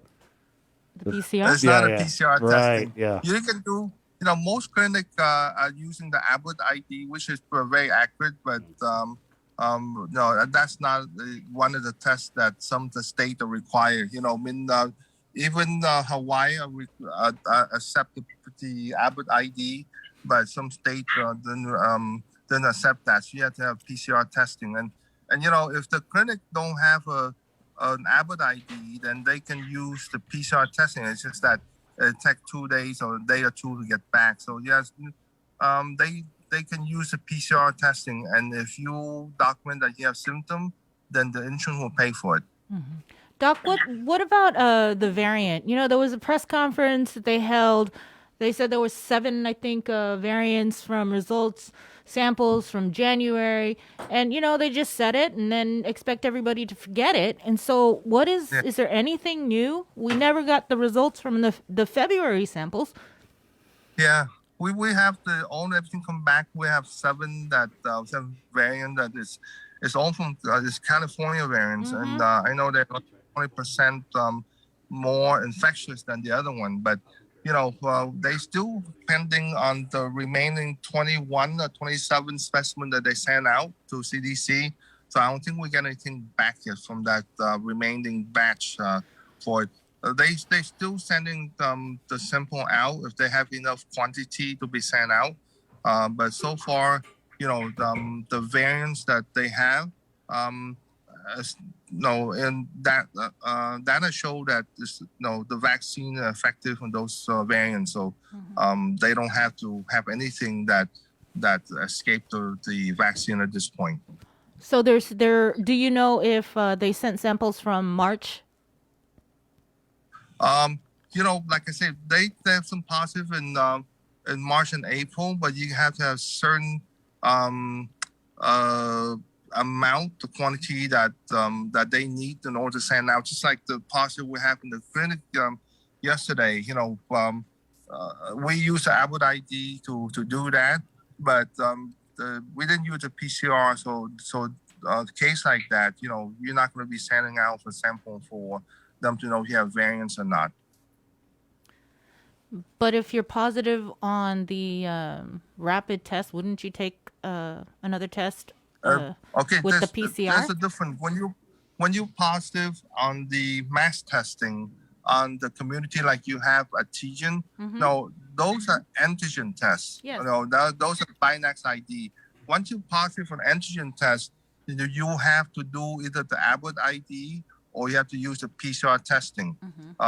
Now, if you come out with the Q factor that you are positive in the Q factor, then Q factor don't use Abbott ID, they use PCR. You know, so the people on the Q factor will if they positive, those definitely will be sending out to CDC for further study to make sure there's no variants out there. Now, I'm not quite sure about the mass testing when they use the antigen. Are they swapping for verification with the Abbott ID, or they do PCR testing at the mass testing? If I'm putting my basket on, I would say that they will use the PCR testing at the mass testing. You mean at the community testing? Yeah, the community testing. If you have positive for the antigen test, right, or if you have symptoms, because that's kind of what happened to me. Yeah. I had allergies, and I thought I was getting the Binax now, but I ended up getting both. Right. And the PCR and the rapid test. The PCR testing, yeah. Okay. Which is cool because she really likes getting that swab up her nose. You have to do it twice. You know, you can't use the same swab. If you positive for the antigen, you have to re-swab again. You know, so that's the only negative part. But so far, you know, there's 6 variants out there, and none of them are not effective with the vaccine. So far, so good. All right. Thank you, Doc, for your time this morning. You're welcome, guys. Have a good day. Be safe. And, you know, if you're sick, stay home. Don't go to work and don't go to function, okay? Got it. All right, And let's keep that way. Okay. Bye, Thank guys. you, Have Doc. a good day. Be safe. You too. Okay. Dr. Hole Wen of the Physicians Advisory Group. We'll take a quick break and come back with more of the link next. Good morning. Family platter of fried chicken? Check. Tray of red rice? Check. Birthday cake? Check. 1 case of water? Check. 12-pack of beer? Check. 2 cases of Pepsi? Check. When you have a long checklist but are short on time, we got you. Get it delivered by us. Order on the app or website at uno-go.com. Guam on demand. Shoot, I forgot the paper product. Oh wait, Uno Go has that too. Catch SportsLink on the KUAM News Morning Show, The Link, every Friday to hear about the latest in sports news, game schedules, athlete profiles, and more. SportsLink, brought to you each week by Cure Alkaline Water, airs every Friday across the multimedia platforms of KUAM. Tune into the broadcast on Breeze 93.9 FM on KUAM TV 11, live streaming through the KUAM News Facebook page, or view highlights on YouTube, KUAM News Facebook, and Instagram. SportsLink is hosted by Dave Delgado through KUAM Sports, and he will make sure that everyone knows what is happening on the field, in the gyms, and everywhere in between. The world of television is more exciting than ever. Don't miss a minute of special presentations from NBC on KUAM TV 8 or from CBS on KUAM TV 11. Every month, we'll bring you the fun and excitement of award shows and red carpet moments, special series presentations, and other great network programs. Brought to you locally by King's Restaurant, Ruby Tuesday Guam, and Bud Light Seltzer, giving you more reasons to tune in and turn on. Fall in love with TV again with the best from KUAM Communications. KUAM's multi-platform morning show, The Link, just got a little more delicious with Feed Me Fridays. Chris, Sabrina, Jason, and the rest of the morning crew will take some time each Friday to talk food, taste food, and bring you all the latest and greatest in food from King's Restaurants and Ruby Tuesday Guam, old faves, new hits, and everything on the menu in between. It's Feed Me Fridays on The Link. When we throw things away, where is away? What happens to our waste, and where does it go? As a community of small islands, the waste crisis is a large issue we want to bring into focus. Micronesia Climate Change Alliance presents From Our Nanas for Our Nennies, a video series about taking a holistic view of our present, finding wisdom from our past, and inspiring a better future. Airing every week during Earth Month, brought to you by Humanities Guahan and the National Endowment for the Humanities. GU Self-Storage, conveniently located near the Harmon McDonald's. We offer affordable rates, online payments, and auto bill pay for your convenience. Plus gate access daily from 6 a.m. to 9 p.m. Call us today at 648-7867 for more information. Get the job done the right way by getting the right stuff at East West Rental Center. With years of experience helping builders, we definitely got what you need. Call 646-1463 or visit us in Upper Tumon. Open Monday to Saturday from 7 a.m. to 5 p.m. and on Sundays from 8 a.m. to 5 p.m. Only one company on Guam provides every solar energy solution under one roof. Micronesia Renewable Energy. You want solar only? They got that. You want solar with batteries? They got that too. You want outright purchase or lease purchase? It's up to you. Does your solar system need a tune-up? That's what they do. For solar energy solutions from A to Z, you can count on MRE. Give them a call at 632-2613 for a free consultation. MRE, providing real solar solutions built by real solar experts. The relationship between Guam and Manila, Philippines is undeniable as we share similar cultural traditions, history, and heritage, with generations of Filipinos calling Guam home. KUAM presents a monthly look at the capital city featuring in-depth and engaging interviews on everything from medical tourism to new business and government leaders. Veteran newscaster Nestor Lecanto delivers Beyond Our Borders. This special program is brought to you by the Bank of Guam and KFC. Looking for TV schedules, upcoming sports, or special presentations, or what you may have missed over the busy week you had? Well, look no further than KUAM Digital Digest. This weekly emailed newsletter puts all kinds of information in the hands of subscribers each and every week. Just subscribe and we will make sure you keep up with your favorites and stay informed and entertained throughout it all. Go to KUAM.com, click on the newsletter tab, give us your email address, and you are all set. Brought to you in digital partnership with King's Restaurant and Ruby Tuesday Guam. It's the KUAM Digital Digest, your weekly guide to the latest information and best entertainment on the stations and platforms of KUAM. Oh, yeah. Take it how you want it. Boy, I'll be faithful. I promise not to hurt your heart. Swear I'm not able. I loved you from the very start. My love's on the table. Take it how you want it, boy. Yeah. Take it how you want it, boy. Let's settle down and have a conversation. Whatever you're thinking, I'll be sure to listen. You're my man. You got what I need. Calling to come running. I found what is it you're seeking. Don't worry, boy. Don't worry about a thing. You can put your trust in me. Just say the word, what it is. I got you.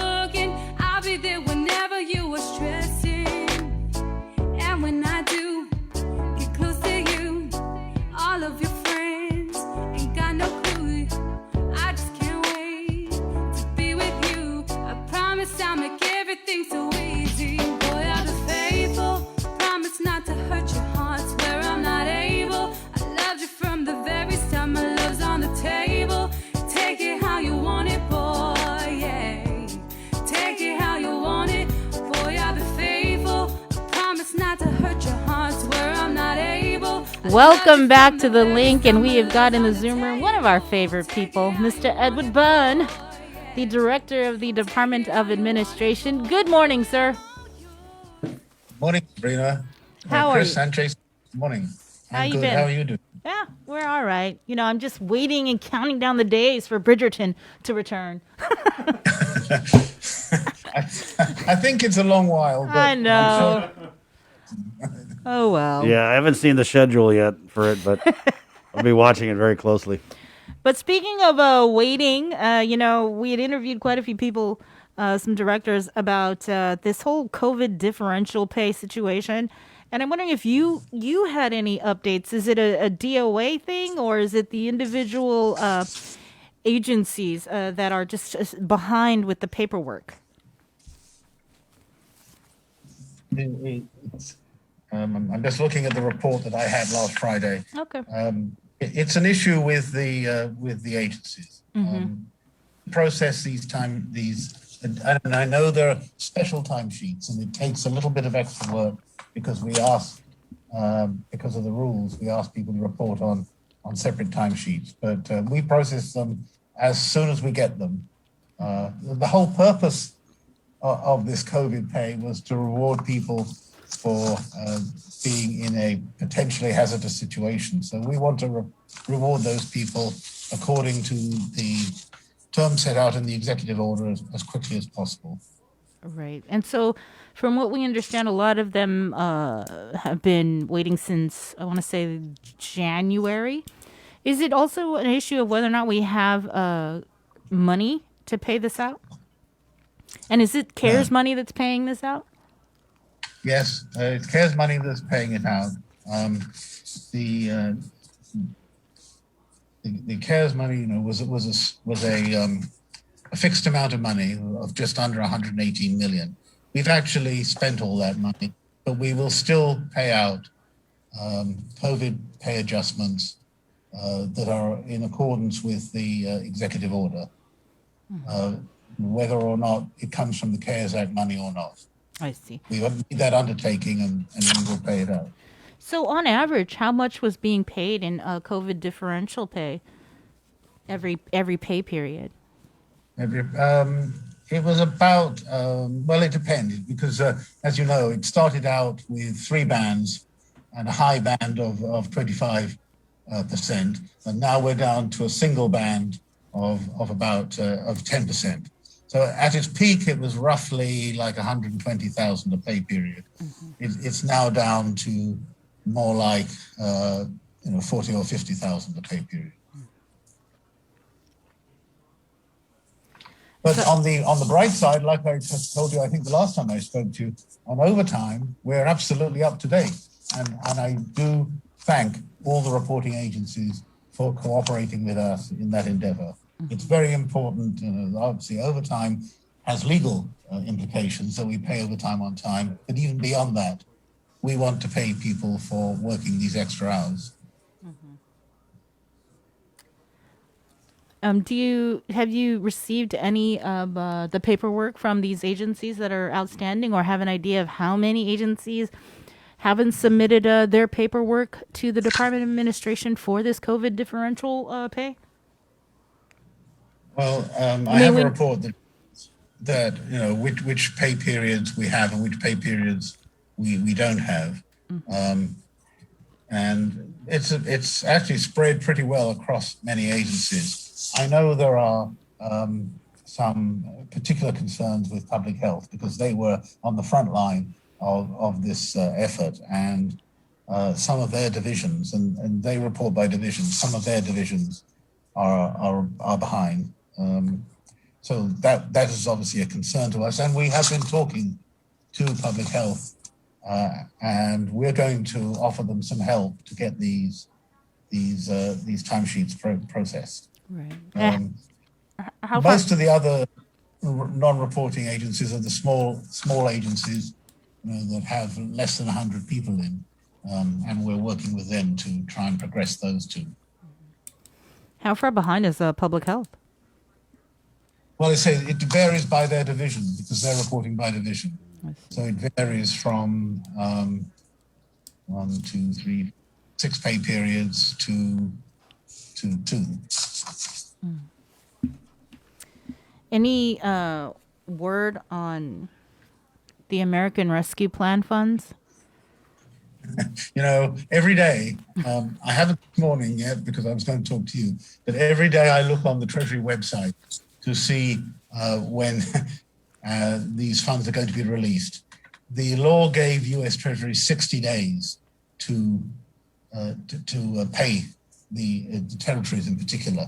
The law was signed on March the 11th. So on April the 11th, which is Sunday, I believe, it will be 30 days. I'm hoping, and I know I hear some activity that it's going to be sometime next week, but you know, we're dealing with U.S. Treasury and they're going to determine when we get those funds. But we're ready to get them as soon as we get them. Right. And when they release it, is that also the same time that the guidelines come out on how you can spend the money? Well, we hope so. In the last effort, in the CARES Act effort, it was a kind of progressive effort, and we got guidelines, then we got amended guidelines, then we got amended guidelines, and we were required, obviously, to follow all those guidelines. In this particular case, there's a little bit more freedom for the governor to spend the funds as she sees fit. So maybe the guidelines will be less restrictive. But it's obviously helpful if we understand the rules right at the beginning and not having to backtrack. So I do expect some outlines, guidelines when it comes out. That wasn't the case with the rental assistance, where we got the funds and then we got, and we've never had guidelines. We've had some frequently asked questions, but we haven't actually received the guidelines. And I understand they're still being prepared.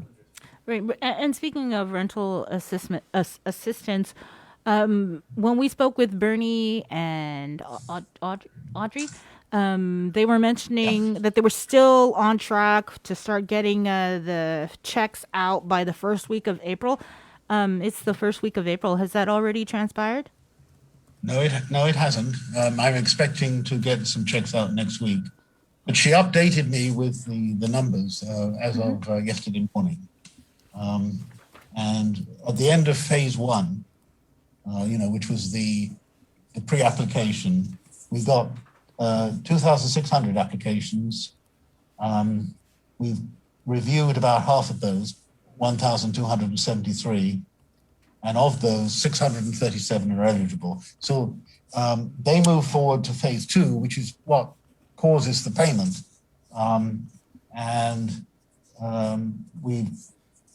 In order to get to phase 2, the tenant has to provide landlord type of information. So there's a bit more information required from the tenant in order to move to phase 2. We've got pending final review 59, and of those 25 are qualified. So we'll move to make payment for those next week. Okay. Only 638 so far eligible? Wow. Yes. There seem to be quite a few that are ineligible. We found that actually it's a better proportion eligible than we had on the program of Salafi, where almost 60% were ineligible. Well, I'm going back to the 600 million-ish, Mr. Byrne. So obviously you're saying that at the outset it differs from the CARES Act, but like when you say that the governor's going to have more freedom to spend the money as she sees fit, how much freedom just initially do you know that we're talking about here? Because I remember the big difference in the beginning it was like, oh, it can replace lost revenues, but is it can do more than that? Yes. Too? Yes, the big difference is, as you mentioned, that in this tranche of money, the governor can spend the money to replace lost revenues. And obviously, there has been a significant amount of lost revenues that need replacing. So that's the flexibility that's in this new act. It was a flexibility asked by all the governors of all the states and territories And fortunately, Congress felt that it was an appropriate change to make.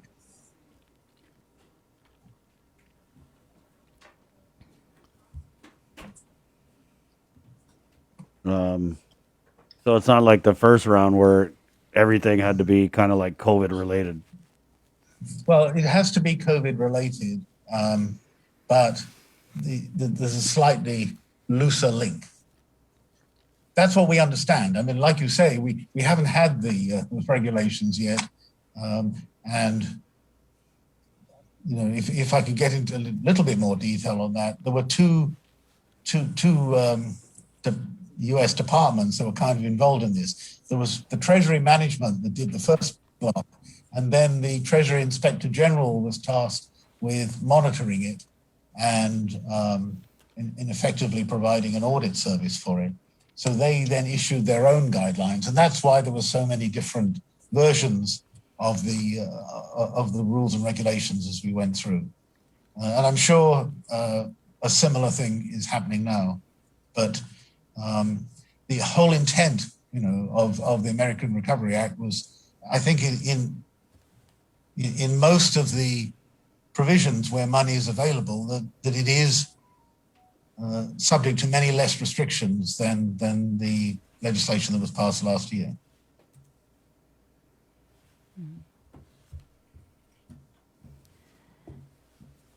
Will you guys be submitting like what happened with the 118 million, the proposed, I guess, budget for the 660 plus million to the legislature before the governor gets the money? Well, so we don't know when the governor's going to get the money. We just said the budget for the proposal for the expenditure for the and I believe the latest figure we're going to get, I think it depends upon our population in relation to the population of all the other states and territories, is our latest estimation that it's going to be just under 620 million. The BBMR are busy compiling their proposals. I mean, they'll submit that when it's complete. I'm just hoping we get the money as quickly as possible, because it's always better to have money in the bank than not. Right. What about this thing with Senator St. Augustine where he was, we did a story on it. He was trying to look at the tax code or something and whether or not it would Something with affect the BPT. Right, Right. yeah. Yes. Yeah. It's the exemptions. Well, there's two things, right? There's the extension of the exemptions to BPT, which is where certain businesses of a certain size pay only 3%, and we can't reduce it below 3% because of our bond indenture. Pay only 3% rather than 5%. And there's a proposal to extend that exemption indefinitely. And the governor has said, if presented with a bill to do that, she will sign it.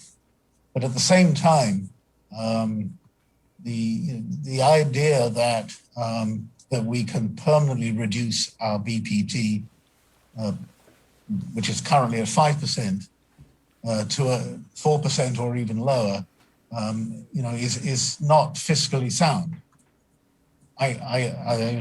Everybody knows we're going to get this money from the federal government, but it's not going to come every year.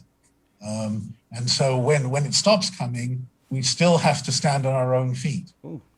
So to reduce BPT and therefore reduce government revenues, when you have no proposals for replacing it, doesn't sound to be a fiscally sound idea. So that's why the administration is saying that it doesn't support a reduction in BPT. And furthermore, the amount of BPT that we're paying, which the 5%, is amongst the lowest of the consumption type taxes that are in force in the territories and the states. 5% is I think, in the kind of 25 percentile. In some, I don't know if you've, none of us have visited the States probably lately, but if you go to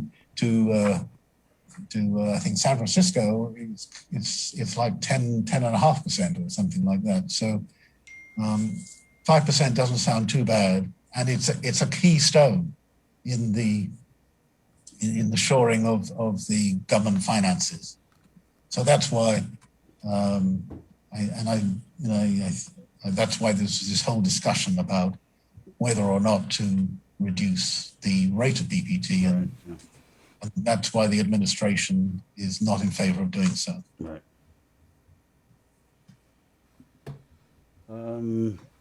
Okay. You good, Bree? Yeah. Anything in closing? Let me just ask you, because I'd asked you that they want to say it was like a month and a half ago, maybe even 2 months, you had come on and I'd said like, hey, with this American Rescue Plan, and at the time it was still working its way through Congress. I think it asked something like, is there a chance that we could be sitting really pretty in 2021? And I forget what your answer was, but I'll just ask the same question. What's it looking like, Mr. Berner? Well, I forget what my answer was too, but I will answer as I see it today. Is it's obviously better to have these funds than not to have them. Having said that, there are many demands on those funds. The president himself, right, has been talking about additional funding for infrastructure, and I'm perfectly sure that everybody will see that we need more investment in infrastructure here on Guam. So if we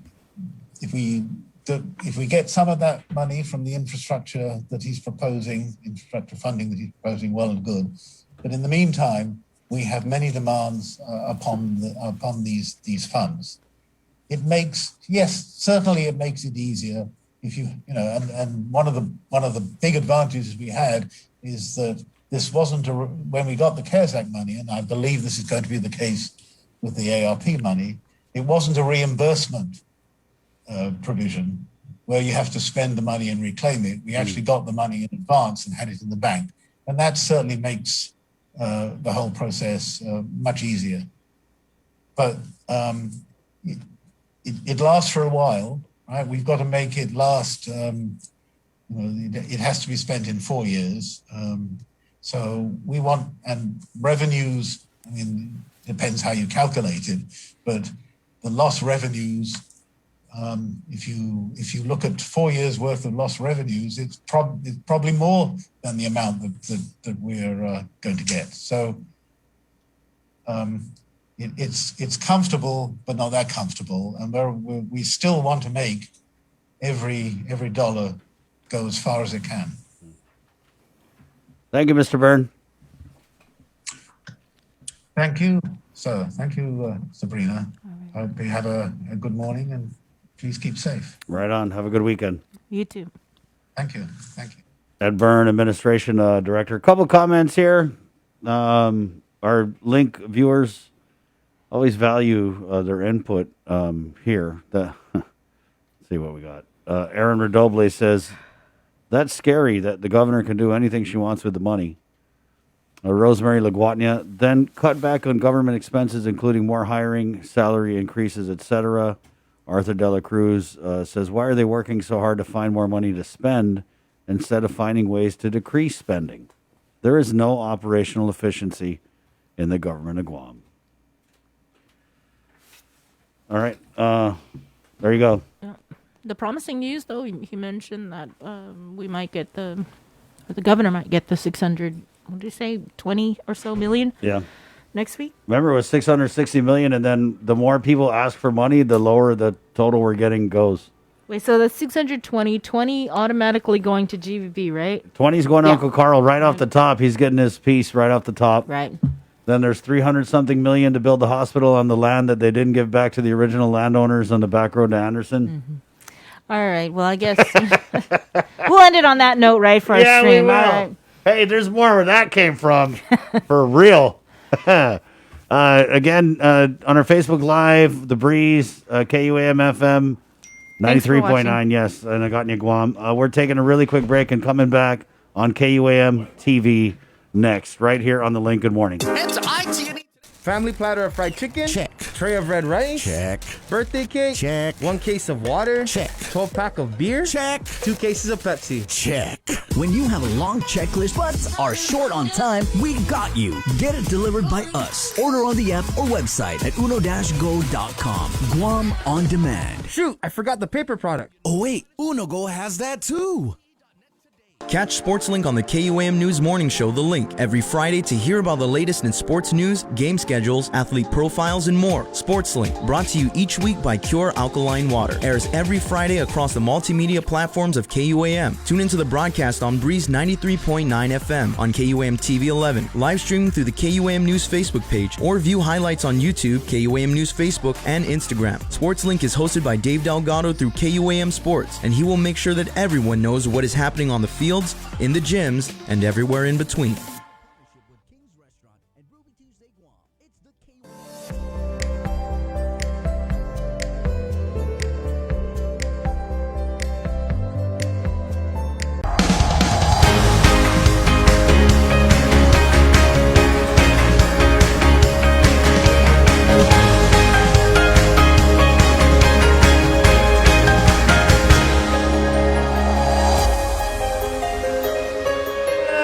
Guam, and good morning, KUAM TV. Welcome to the Friday, April 9th episode of The Link, proudly brought to you by East West Rental, Cabo Enterprises, IT&E, Carrier, and Jack in the Box, where you get the $3 seasoned curly fries, fully loaded, $3. Come on, let's do it. It's 8:01. And good morning, KUAM TV. My name's Chris. I'm Sabrina. That's Jason Solis. Good morning. Top day, everybody. V on the ones and twos. Let's go ahead and get right into it with our in-depth 8 o'clock newscast from the KUAM news team with the very latest. Good morning, Sabrina Salas-Mantanani. Half a day, everybody. Only a few rooms being used, but GovGuam is footing the bill for the entire thing. Peter Santos is more on the price tag for the GovGuam quarantine and isolation facilities. While the island has seen fewer positive COVID cases than 2020 and we inch towards 50% of the island being vaccinated, both the mandatory quarantine facility and the isolation facility have yet to make the move to downsize despite their low occupancy. From October of last year to March 6, 2021, the government of Guam has spent a little over $14.2 million for the mandatory quarantine facility at the Dusit Beach Resort, with an unpaid balance of a little over $9.3 million. For the isolation facility located at the Bayview Hotel, over $4.3 million has been spent with an unpaid balance of over $800,000. Public Health PIO Janela Carrera says they're still working out the details on how they plan to bring both the quarantine and the isolation facility together under one roof. That is still being worked on, and at this time, the patients are still being isolated at the Bayview. According to Carrera, the most they move patients in the Bayview isolation facility is up a few floors due to a nuisance of pests. But Dr. Ho Wen of the Physicians Advisory Group says with every day GovGuam doesn't check out. It's a huge cost for the island to only use for 1 to 2 rooms. You have to pay for it. So they need to consolidate that somehow because it's a huge cost, and that money probably can go to do something else for our community. That's a lot of waste of money. So they really need to change that really quick. According to Dr. Wen, if the island can meet its path to have fully vaccinated individuals and those with negative PCR tests might not need to be quarantined on arrival. But even at that, I would think that maybe there may be some instances where we might still need a quarantine facility for those who may not meet the requirements of being able to quarantine or bypass quarantine. According to Guam Homeland Security PIO Jenna Bloss, the contracts for both the quarantine facility and the isolation facility are set to expire in September of this year, but can be terminated as needed. Adding, quote, based on the number of people in the facilities, it was determined that there will be a consolidation of the quarantine and isolation facilities, which will go through a formal solicitation process. A total of 11 people were being housed at the government isolation facility as of last night. Meanwhile, according to the JIC, out of 369 test samples taken on April 7th, 2 tested positive for COVID. Of the new cases, 1 was identified through contact tracing. This brings a total of officially reported cases of COVID to 7,830. 28 cases are active, and more than 7,600 people have recovered. There is currently 1 person that is hospitalized at GMH. To date, there have been a total of 136 COVID-related deaths. The CAR score remains at 0.2. As for vaccination numbers, a total of 34,618 people have been fully vaccinated. Vaccination clinics continue at the UOG Cowboy Fieldhouse today, as well as at the Asan Maina Mayor's office from 9 a.m. to 3 o'clock in the afternoon. And free COVID testing will be held at the Micronesia Mall parking lot from 9 a.m. to 12 noon. The governor said to send her a tax relief bill to help small businesses, and she will sign it. So senators held a public hearing on a bill by Appropriations Chairperson Senator Joe San Augustine to make permanent what was supposed to be a temporary rollback of the business privilege tax. Nestor Lecanto reports. In addition to permanizing the 3% BPT rollback, Senator San Augustine's bill would also increase the exempted revenue level from $100,000 to $250,000 and expand eligibility to companies that gross up to $500,000 a year. Claire Delgado of the Women's Chamber of Commerce says that would cover about 90% of all local businesses. While the GWCC fully supports this BPT tax reduction to 3% for businesses that gross between $250,000 and $500,000, we urge this committee to ensure that the reduction in taxes paid to the government that would result if this bill is passed into law will not adversely affect government services.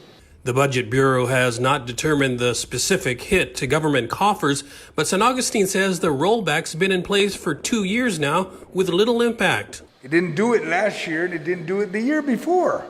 So what shortfall are we talking about by helping small business? Nothing.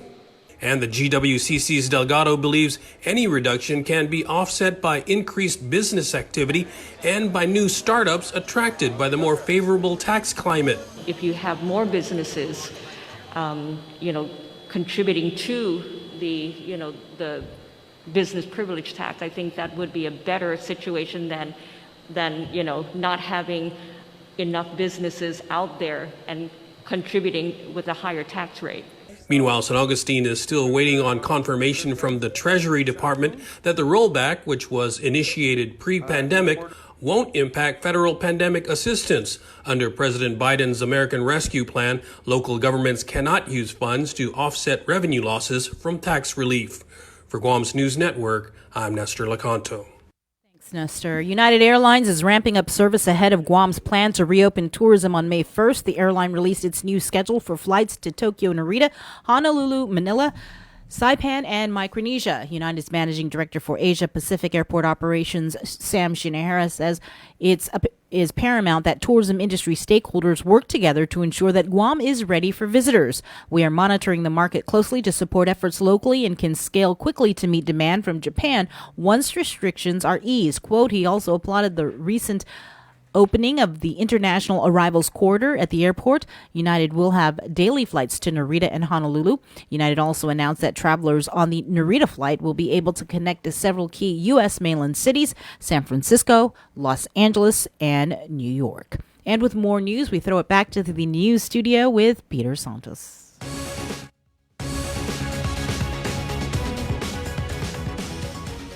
Good morning, everyone. I'm Peter Santos with your headlines here on The Link. GPD criminal detectives may have cleared the scene, but GFD arson investigators are rolling out. Was a house fire in Umatec just a coincidence or intentional? Sabrina Salas-Matanani reports. Just before midnight, GFD got the call of a wood and tin structure fire in the village of Umatec, and apparently they weren't the only ones who got a call. Chief of Police Steve Ignacio. Last night at about 11:50 p.m., the officers from Agate Precinct were called to a structure fire, which they later determined was, upon arrival, they determined it was the residence where this homicide that occurred, or I'm sorry, the death that occurred. regarding the former mayor. It was on Saturday when CID began investigating the murder of former Umatic Mayor Daniel Sanchez. His body was found in a pool of blood inside the home of Rudy Canata. Canata, along with his girlfriend joiner Scott Sked, were arrested on Easter Sunday. What's your gut feeling, though? Do you think somebody intentionally set that place ablaze? You know, I'm not sure, Bree. I mean, you know, we rely on physical evidence, and the evidence tells us, you know, if it was intentional or not. Mm-hmm. But it certainly is a coincidence. And I think, you know, most people can you know, assume that. But, you know, again, we don't work on assumptions. You know, we work on evidence of, you know, of crimes. Neighbors told KUAM this morning that they saw a man outside the home at around 7 to 8 o'clock last night trying to pick up the former mayor's car, which is still parked outside the home. Although crime scene tape may still be up in front of the house, the chief says detectives have gathered their evidence, but also says the investigation into the former mayor's murder is far from closed. Even though an arrest was made, there's still work that has to be done. You know, there's still interviews for family members, friends, associates that have to be completed. Canata and Sked were charged with first-degree murder. He is being held on $50,000 cash bail, while she is being held on $100,000 cash bail. The couple is scheduled to appear back in court on April 15th. Chief Ignacio says he will be reaching out to the fire department to get their findings in their arson investigation. A 57-year-old man who was behind the wheel of a Jeep that ran off the roadway and over a cliff by the Talafofo Bay overlook in late March has passed away. He died at the Guam Regional Medical City earlier this week. GPD Highway Patrol is still conducting an investigation to determine the cause of the crash. The Guam Police Department is asking for the public's help relative to a robbery that occurred at the 88 Leisure Game Room in Maiti on Tuesday evening. Shortly after 12 a.m., a man entered and began assaulting a security guard. A second man entered and joined in the attack. Before taking off, both men took the security guard's keys and cell phone. The security guard was treated by GFD medics, and video was captured of a possible vehicle used by the suspects, described as a white sedan with a black hood. Both men were described as standing between 5'5" and 5'7" in height, black hair, and having a dark complexion. The first suspect was wearing a black sweater and gray shorts, and the second suspect wore a gray shirt with black shorts. If you have any information, submit a tip at guam.crimestoppersweb.com. Guam Customs and Quarantine Director Ike Pareto pled guilty to harassment as a petty misdemeanor. According to his plea agreement in July of last year, he offensively tapped one of his female employees on the shoulder. He faced 60 days behind bars, but all was suspended. Pareto must pay a $250 fine plus all court costs and pay restitution. He is also allowed to remain the director, but must stay 500 feet away from the victim. Pareto was charged with assault as a misdemeanor, but it was dismissed. Adelup Communications Director Crystal Paco San Agustin declined to comment on the matter.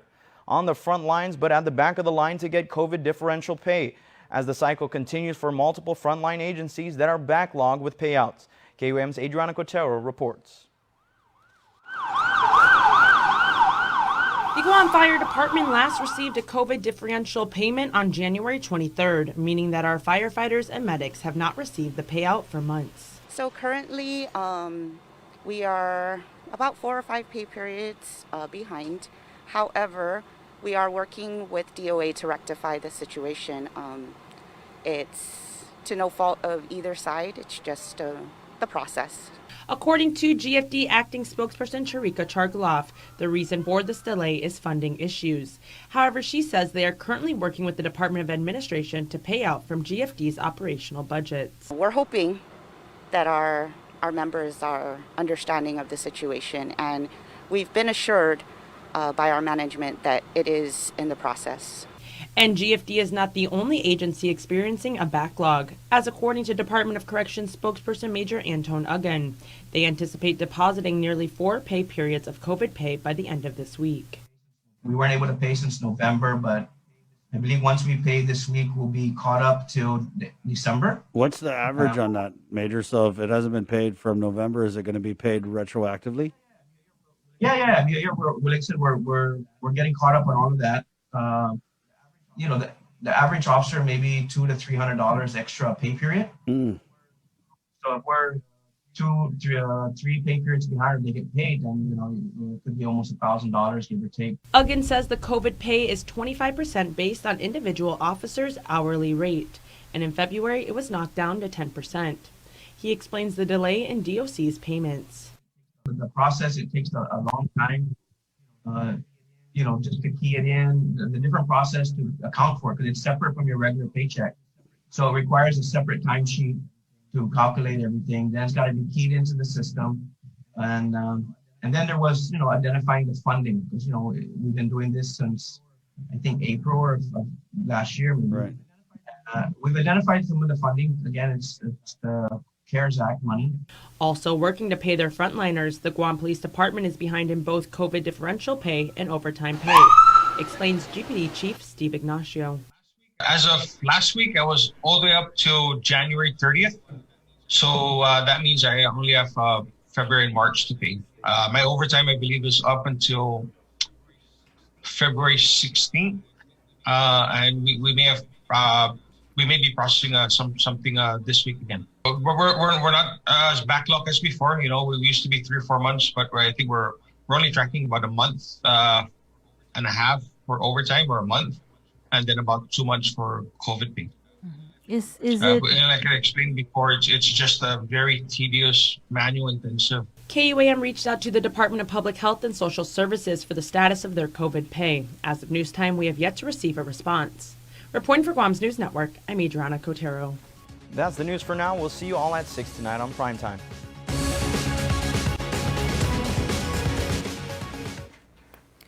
34-year-old Jennifer Marie Takai was arrested for the fatal 2 auto crash that occurred on February 20th in Barrigada along Route 16 Army Drive. Preliminary reports suggest that a silver Lexus operated by 58-year-old Jian Huang Chen was traveling southbound in the inner lane and collided with a gray Kia Sportage driven by Takai. Chen was transported to the hospital and later succumbed to his injuries. On Thursday, GPD's Highway Patrol Division traffic investigators conducted a follow-up with Takai, who was arrested for the following offenses: vehicular homicide, vehicle must stop before entering through highway, and child restraint. She was booked and released. This case has been forwarded to the Office of the Attorney General for prosecution. And with your sports link, here is Dave Delgado.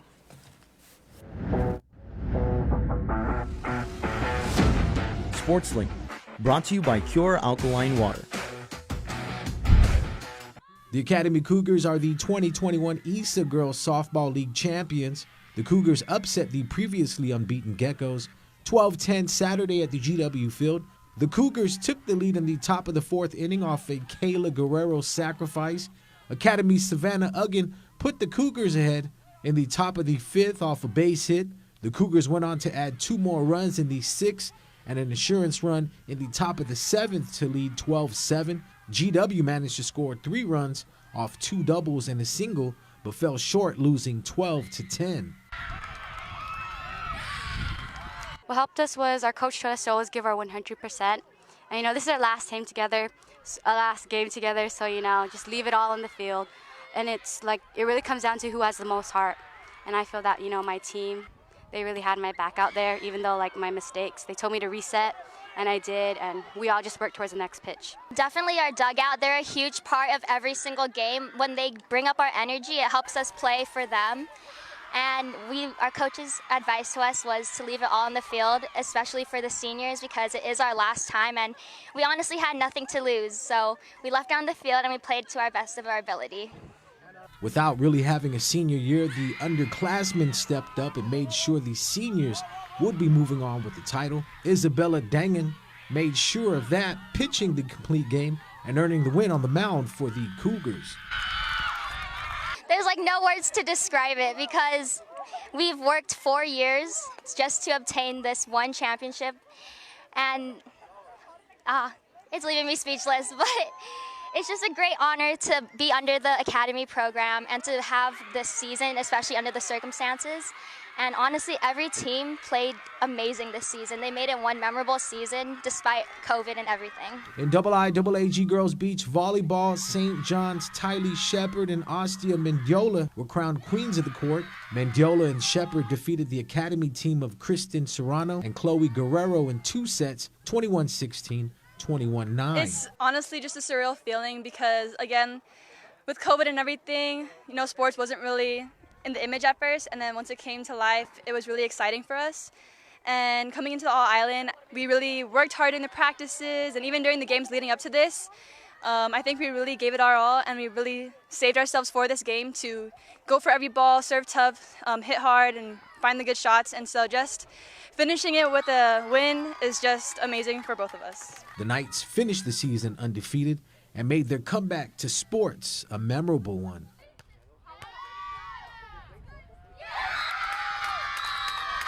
Again, it is really just a blessing that we got to play, and for me, it's super bittersweet. I keep telling everybody, like, I wish I played beach longer, because this is definitely going to be one of the most memorable seasons in high school for me. And yeah, I'm super lucky to have gotten to affiliate with St. John's, and then we win a championship in regular season, and then me and Ty to pull out a championship together. It's just like she said, it's surreal, and it's just a great feeling, and like, we've known each other for so long. Players from the ESA League stepping onto the court for a shot at making it to the tennis finals. JFK's Abraham Kim is heading to the ESA Tennis League Boys Singles Championship match. Abraham defeated teammate Cyrus Shambach 8-1 to advance. Kim is 8-0 heading into the final match of the season. Actually, I'm pretty surprised sports actually happened this year. Honestly, because of COVID, I thought it was going to get canceled, and I thought we were not going to have a sports season at all this year. Yeah, so I'm pretty surprised. Abraham played his freshman and sophomore seasons at Harvest before transferring to JFK his junior year. The move paid off as he took third at All Island. Overall, I think I did pretty good. I played pretty well. When I first played my first match, I was kind of worried about, like the crowd. Like there was no one supporting you and kind of stuff. So I thought that was gonna affect me negatively, but thankfully it didn't. So I'm pretty happy about my result. Abraham was selected as this year's All-Island co-MVP. His goal for championships, take that top spot. Definitely trying to get that first place. And yeah, that's the whole goal I have for this year. Also heading to the finals for girls singles is JFK senior Ari Ortega. Ortega edged out Simon Sanchez player Nicole Cosby 8-6. As a team, the Lady Islanders are 8-0 and ranked first. So our team practiced every day, and we worked hard to achieve what we have. I'm so glad that tennis was able to be played this year despite the pandemic. The fourth-year player helped the Islanders win first for girls doubles. In her sophomore season, she will be putting her undefeated record on the line when she plays on home court tomorrow afternoon. Ari was selected as this season's girls MVP. I'm sad that this is my last year, but I've played for 4 years, so I'm glad. I hope to play my game and win championship. I would like to thank my team, my family, my friends that come and support me, and everyone else. I think the kids are very satisfied that they've got a season in, especially our seniors. I really liked how we modified our senior nights. I saw a couple of senior nights going on where they held it outdoors, not inside the gym, where they presented all the accolades to all the seniors, and that's continued to go on. And I'm really happy with that we were able to provide that for the kids. We had hundreds of kids participating in indoor boys and girls volleyball. They had a full season. They played each other twice. We're able to get into a playoff bracket as well. Softball went very well too. Congratulations to our first champs this year is the Academy Cougars. I heard that was an amazing softball game. I didn't get a chance to watch it. But yeah, overall, I think everything went well. I have to give my hats off to MSOA also, who played a big role in making sure that the protocols were followed, and they did their role as well. And then, of course, our athletic directors and coaches, who were the protectors, the frontline defenders of our athletes, with no incidents of any positive among our athletes. That was really good. We were very surprised. A whole season with no incidences at all, and that's we can't ask for more than that. Also wanted to touch up on the public health guidelines. Saw a new release out talking about, outdoor activities with athletes able to have one parent attend games. Can you just talk about what that does for outdoor sports and the possibility of indoor sports too? Well, for the outdoor sports, it's been the same. I don't think they've changed it. It's still they just put a max of 50 people there, which we never went over with softball. And we're probably not going to go over with baseball anyway. So it's one spectator they're allowing for outdoor sports. I just verified that this morning with DPHSS, and they're also saying that it's still status quo for indoor sports, which means there's no spectators yet. SportsLink, brought to you by Cure Alkaline Water.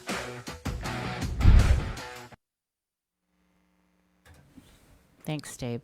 The Guam Police Department and the Guam Fire Department continue their search for 71-year-old Fernando Canales, who was reported missing behind the Jigo Palace. Canales was last seen around 9:30 yesterday morning. According to GFD, he reportedly has dementia, weighs about 140 pounds. He was wearing a white shirt, brown complected, black shorts and slippers. Again, if you have any information, call GPD at 472-8911. Again, he has been missing since yesterday morning at 9:30. And now with your Chamorro news, here is Ken Conception. Buenas tardes, tiga asunto gipunot sa morog ni KUAM News para Bernes January Abril 2021. Mientras radisya Detective Criminal gin ni GPD manafunadza ni Tetsunia giun guma imimbestiga arson gin ni Guam Fire Department sa matutuon ni Tetsunia para mismo adyo na lugar. Kung magahir mo na adyo masong guma sa affect sa patmasungun. Merespondi GFD pagkamasang gumahado dyan sin Jose A. Canata Street gizaw matak antes gilas 12 gitatalo pangin Merkulis. Makonfirma ni GFD guato gi KUAM na adzo na guma sa ma-report gi 911. Adzo na masoday tataw-taw na mapuno na ginin Mayor Daniel Sanchez gimapos na utumon semana. Imaresta para adzo na finaytay sa si Rudy Canata ni 59 anos na edad na si Junior Scott Sked 32 anos na edad. I-complain gin ni magistrate sa ma-atake ST2 numan mamuno no primer degrado na felonies and aggravated assault na segundo degrado na felony. Maada mas na nasaki si Sked por espesyal na alegasyon sa nasadbiyan mas mamuno ania committee felony. Ano kidos gi niya magistrate's hearing gi Lunes i-West Gui si Jonathan Kwan sa apegay bail niya si Sked gi 100,000 pesos dan 50,000 pesos para sa Kinata. Pero mabiras siya tatigi korte ST2 gi dadkin si gi Abrit. Giotro, Director de Guam Customs and Quarantine si Ike Paredo sa plead guilty gi matsakinya no harassment no petty misdemeanor. Después niya firma di plea agreement sa gobernamento. Siguro na doon na plea agreement gi Julio na mapos na sakan. Apat sa inaproprio ya paganya ang palawan ng empleo niya. Afana 60 días gi preso lo masuspendia doon na sentencia. Debi pago dua pasi 250 pesos. Zani gasto ni korte. Za debi na tiyo urizalzi di biktima menos que 500 pe. Mapega si Peredo gi administrative leave distia doon na tempo ana ma-report si Nisedi esta September na mes gi 2020 na sakan. Siguro ni doon na plea agreement masedi ha na porosaga para direktor. Ifined na nasakin na sao no misdemeanor sa manaritiraw. Ikayuan sa mafaisan adilob, afa malago na ma-explika po di current edition uno na member ni Cabinet de Administrasyon, Lord Director Communication, si Cristo Paco San Agustin, at so ay niya itaza para usangan. Gimat sa sunto, man mamamay sa Guam Police Department at zudo gin ni komunidad. Padadya sa nakin 88 leisure game room gizamayti, gipangin matis, didi pasalas 12 giegan, umalo man tato, za ataka ay security guard. Isugunod na tato sa umalong gidispues, ta sumano loke gina inataka. At hindi madingo yung lugar, matulego ni Guardia ni Zabinia sa nito na cellphone. Maamti Guardia, an man mati medic gin ni Guam Fire Department. Ano gi video ang kulot apa ka na kareta no atuling ito niya hood. Da sinya posible na adyo na kareta man nasasabi na si dos na saki. Ido sa kasi 5 pe, 5 ista 7 putgadas na lineka, atilong igapatulon niya, da kulan atilong ilasas niya. Ifinendan masuspepeta sa nasasabi kulot atilong na sweater dan kulot gray na katsunis kadada. Zay segundo sa kulot gray sininanya dan atilong na katsunis kadada. Kumugwa informasyon mo pwede tinakaw sa halong guhigi guam.crimestoppersweb.com zone sat miti. Todo informasyon ni naimo sa tiumatungo ni otro za sinagwa premio para Hogwarts ta hulog gi 1,000 pesos kumadto siya na informasyon muna magata dan maaresta ST2 za maindag ni grand jury. Masasunto, Guam Visitors Bureau sa manunsya na 25 na business siya sa mga para adzi Guam Safe Certification ng World Travel and Tourism Council pa WTTC Safe Travel Stamp. Este na programa sa matutuhon gidya kinsigi matsu no parti adzi planunya magahaga lulyongro no para ubaba de nuevo tourism gunigi islata. Di fundamento niya programa sa para adzuda humatsa de nuevo confianza entre comunidad sa universitata mentasi dinekten bumeta haribahagwe. Datumalo tati tourism. GVB sa dupot si official na organisasyon no proforma certifications and stamp business siya gwini zay na 60 lokwi ni public health. Distiya ni matutunan na programa sa 25 man mapreba gi 31 na aplikasyon siya. Gyuto mo para pag na business fiscal year 2020 sa minat kay mina 8 biyahe na mas dangkulo na ahensya ni gobyermentong Guam, Department of Education sa marisibi sengas kas na audit gizo na financial statements zani makomplasi programang federat siya. Public auditor sa masodad dos na din efekto. Doy lang yung Superintendent John Fernandez na mafatutsu para maregla. Uno sa gayigya zi fixed assets na lugar no inefektan no COVID-19. Ikinabalis taza RCB. Ito na hensya material weakness za no question cost. Kada dia ungog ya suntu sa natikulu siya ni mafafkitay tanota gifinut sa moro. Kung gi-islat sa moro streaming radio gipelagon KUAM. Ano para KUAM.com sa naligaw gi-disibisyo siya ni na fafatu ni KUAM para KUAM News Guausican Conception. Family platter of fried chicken? Check. Tray of red rice? Check. Birthday cake? Check. 1 case of water? Check. 12-pack of beer? Check. 2 cases of Pepsi? Check. When you have a long checklist but are short on time, we got you. Get it delivered by us. Order on the app or website at uno-go.com. Guam On Demand. Shoot, I forgot the paper product. Oh wait, Uno Go has that too. Catch SportsLink on the KUAM News Morning Show, The Link, every Friday to hear about the latest in sports news, game schedules, athlete profiles, and more. SportsLink, brought to you each week by Cure Alkaline Water, airs every Friday across the multimedia platforms of KUAM. Tune into the broadcast on Breeze 93.9 FM, on KUAM TV 11, live streaming through the KUAM News Facebook page, or view highlights on YouTube, KUAM News Facebook, and Instagram. SportsLink is hosted by Dave Delgado through KUAM Sports, and he will make sure that everyone knows what is happening on the field, in the gyms, and everywhere in between. When we throw things away, where is away? What happens to our waste, and where does it go? As a community of small islands, the waste crisis is a large issue we want to bring into focus. Micronesia Climate Change Alliance presents From Our Nanas for Our Nennies, a video series about taking a holistic view of our present, finding wisdom from our past, and inspiring a better future. Airing every week during Earth Month. Brought to you by Humanities Guahan and the National Endowment for the Humanities. GU Self-Storage, conveniently located near the Harmon McDonald's. We offer affordable rates, online payments, and auto bill pay for your convenience. Plus gate access daily from 6 a.m. to 9 p.m. Call us today at 648-7867 for more information. Get the job done the right way by getting the right stuff at East West Rental Center. With years of experience helping builders, we definitely got what you need. Call 646-1463 or visit us in Upper Tumon. Open Monday to Saturday from 7 a.m. to 5 p.m. and on Sundays from 8 a.m. to 5 p.m. Only one company on Guam provides every solar energy solution under one roof. Micronesia Renewable Energy. You want solar only? They got that. You want solar with batteries? They got that too. You want outright purchase or lease purchase? It's up to you. Does your solar system need a tune-up? That's what they do. For solar energy solutions from A to Z, you can count on MRE. Give them a call at 632-2613 for a free consultation. MRE, providing real solar solutions built by real solar experts. The relationship between Guam and Manila, Philippines is undeniable as we share similar cultural traditions, history, and heritage. With generations of Filipinos calling Guam home, KUAM presents a monthly look at the capital city featuring in-depth and engaging interviews on everything from medical tourism to new business and government leaders. Veteran newscaster Nestor Lecanto delivers beyond our borders. This special program is brought to you by the Bank of Guam and KFC. Looking for TV schedules, upcoming sports, or special presentations, or what you may have missed over the busy week you had? Well, look no further than KOAM Digital Digest. This weekly emailed newsletter puts all kinds of information in the hands of subscribers each and every week. Just subscribe and we will make sure you keep up with your favorites and stay informed and entertained throughout it all. Go to KOAM.com, click on the newsletter tab, give us your email address, and you are all set. Brought to you in digital partnership with King's Restaurant and Ruby Tuesday Guam. It's the KOAM Digital Digest, your weekly guide to the latest information and best entertainment on the stations and platforms of KUAM.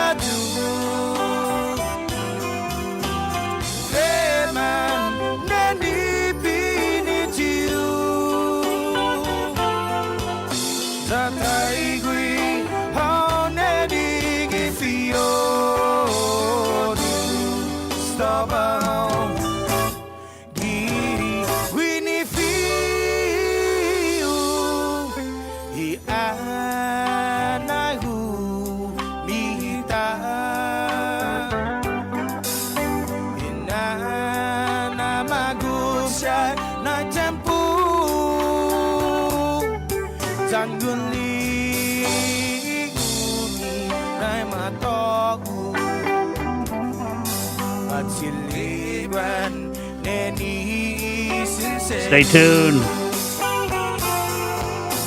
Our buddy Sean Wolford is out in the American States. Good stuff, man. Good morning, State 35. Good morning, KUAM TV land. My name's Chris. I'm Sabrina. That's Jason over there, guys. The show proudly brought to you by East West Rental Carrier, IT&E, Cavo Enterprises, and Jack in the Box. All right, where the Triple Jack is back.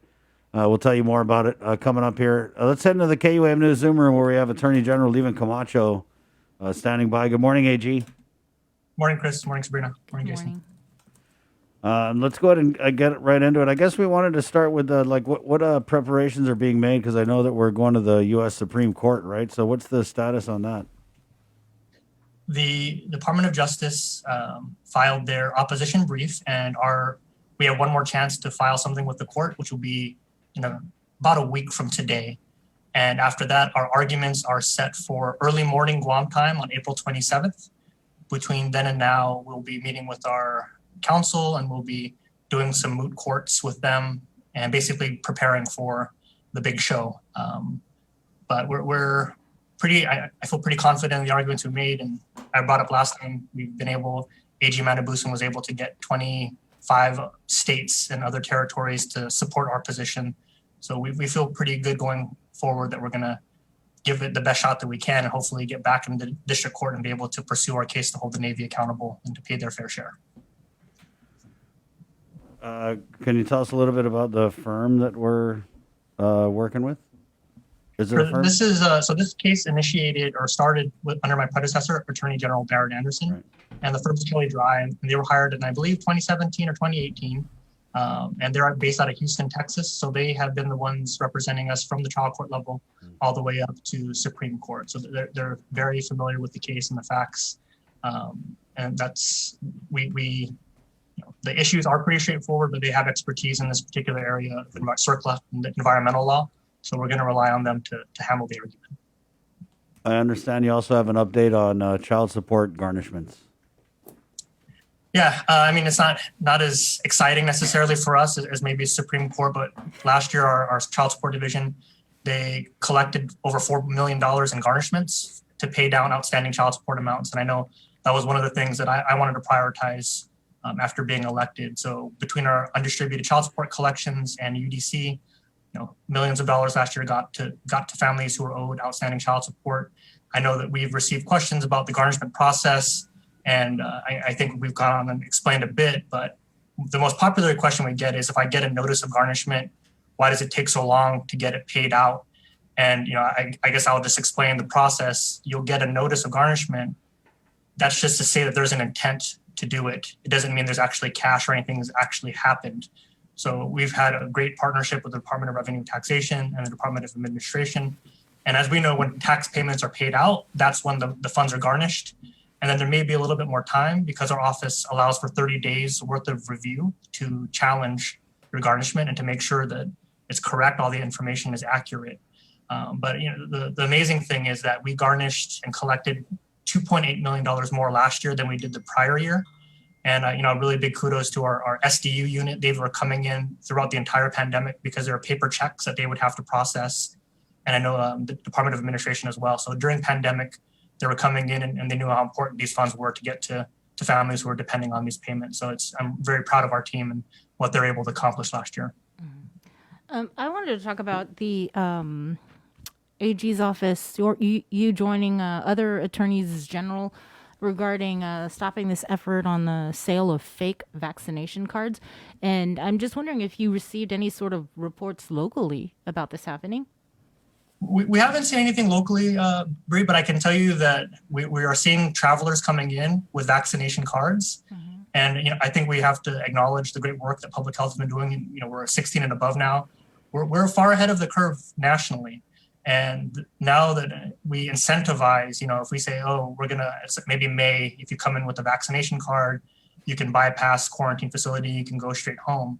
There's going to be more and more of an incentive to buy these fake cards. Yeah. I believe in California, you have to have a vaccine card in order to go into an indoor event. So we don't have a national way of monitoring who has been vaccinated and the accuracy of whether or not someone who's showing you a card. I mean, if you've seen the cards, they're very easy to forge. So that's the concern on our end, is that you're going to have folks coming to Guam who may now at this point be lying about whether they've been vaccinated and trying to bypass quarantine or to get in access into certain events. Mm-hmm. And I believe the FBI has been putting out warnings. So it sounds like the concern is real. Shopify already has responded saying that they're monitoring and they've already had to shut down the sale of these cards, and they're constantly reviewing keyword searches to make sure that if there are sales, they're going to take them down immediately. Wow. Kind of seems like something we should have thought of, earlier on, AG? Yeah, I think those cards are CDC. So we're doing our best to monitor, and it's just one of those things where, when did we start vaccinating? January. Yeah. So we're 3 months out, right? And of course, as the speed and the urgency was there to get it out, to get our Manamco vaccinated, our first responders vaccinated. And I'm sure if we had more time to set up the perfect program to have a national, international database, we would have done it. But those are the kinds of policy interests that are competing. Is it more important to get vaccinated or more important to devise a database or some kind of verified real ID, essentially? Yeah. I mean, even with real ID, look how long it took for all the states and Guam to get on board with that, to have a uniform way of verifying accuracy of information and identity. It sure beats the old vaccination card, which was that funny scar on your upper arm, right? Yeah, I mean, the yellow thing too, I know I would always have that problem. Like, have you had a tetanus shot? Like, man, I have no idea what kind of vaccines I've had. So I luckily my wife is much better at organizing. I think that's a mom thing where they have a binder with everything. I need to get a Bible of the shot records, right? Yeah. I was like, Mom, do you have my social security card? She's like, yeah, I do. Let me pull it out of my binder. Like, why do you have my social security card? Like, that's what moms are for, right?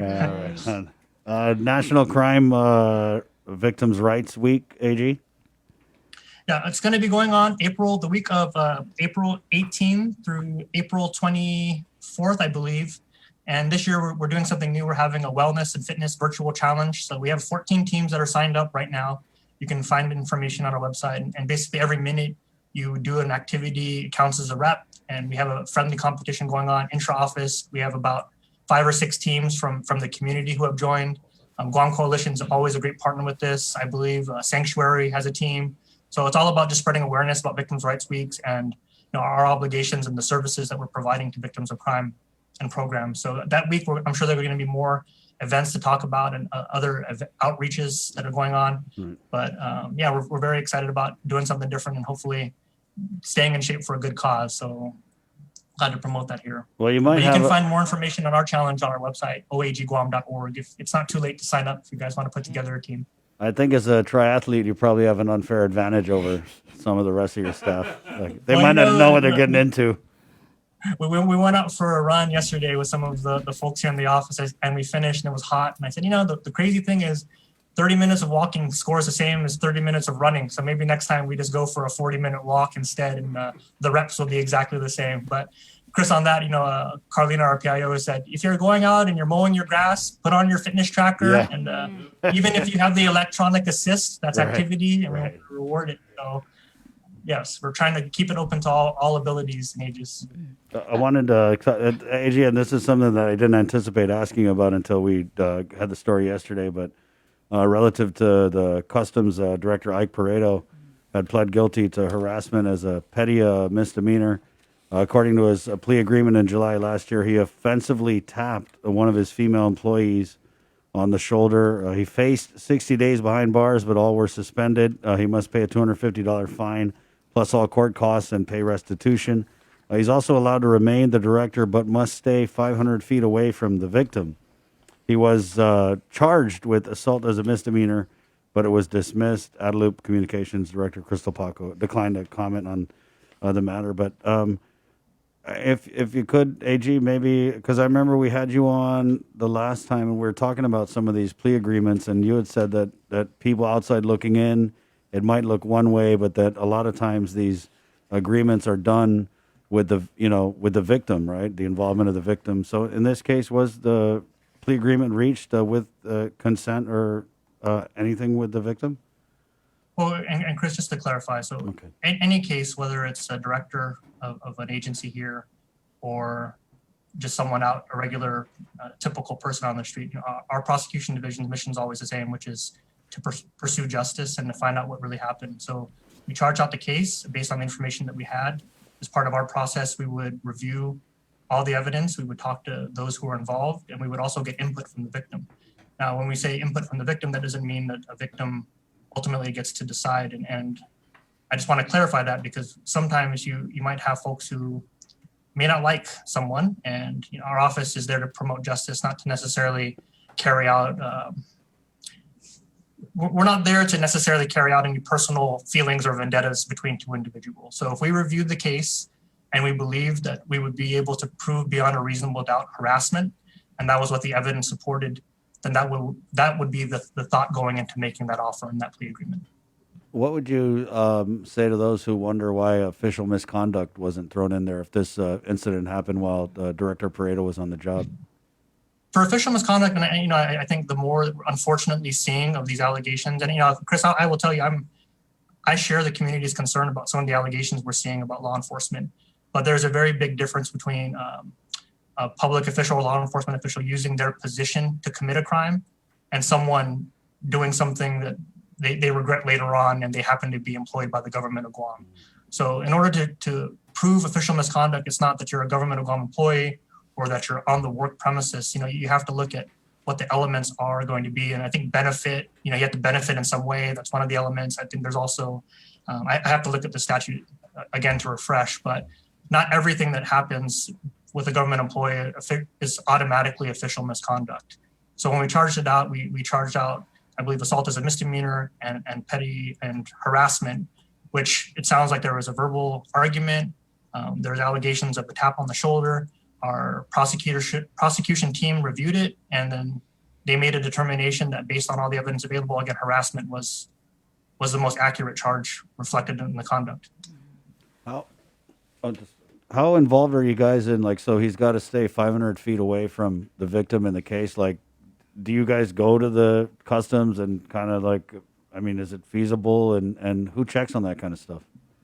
Well, the consequence of violating a court order is pretty significant. So you could potentially, the sentence you read out, and again, I apologize, Chris, I haven't read the plea agreement, but the way you described it, it's a suspended 60-day sentence, which means if you violate any of the terms of that plea agreement, there is a chance that the judge is going to put you in jail for the balance of that period. So any defendant has all the interests in the world when you have a suspended sentence and complying. There's also a separate charge that you could be subject to if you violate a court order. And we see that oftentimes in family violence cases where there's a pretrial order to stay away or to not harass. and then they violate it, then you're subject to not only additional charges and getting your probation revoked in your existing case, but a new criminal case for violating a court's order. I guess, AJ, and you kind of alluded to that there may have been, and I'm just gleaning this from your comments in this interview a little earlier, that there may have been some kind of like personal history between the director and the employee. But that being said, go ahead. Yeah. Well, I don't know I'm just kind of, I mean, I know contrary to, I don't handle, I think we talked about this before. We have a lot of things going on in the office. Yeah. And we were just talking about Supreme Court, Yeah, child support. We do quite a bit here. So I Right. don't personally get into the weeds with every case. But I will tell you that just as a general rule, our prosecutors are required to get input from the victim. And we have to rely on our prosecutors and their discretion to make the right call and to make sure they're furthering justice. And that it's not easy. These prosecutors have very tough jobs when it's from rape all the way down to these types of cases. They take every one of them seriously. I get it, but I guess just to quell any kind of like public concern about this, because it is, I mean, on its face, you have a director and then you have a plea agreement. What do you feel that this case was prosecuted with total impartiality by the office, and that the director didn't get off easy or anything like that? I think based on the conduct that I've heard, Chris, which is a verbal altercation was the primary charge, that harassment seems to be pretty accurate. I'll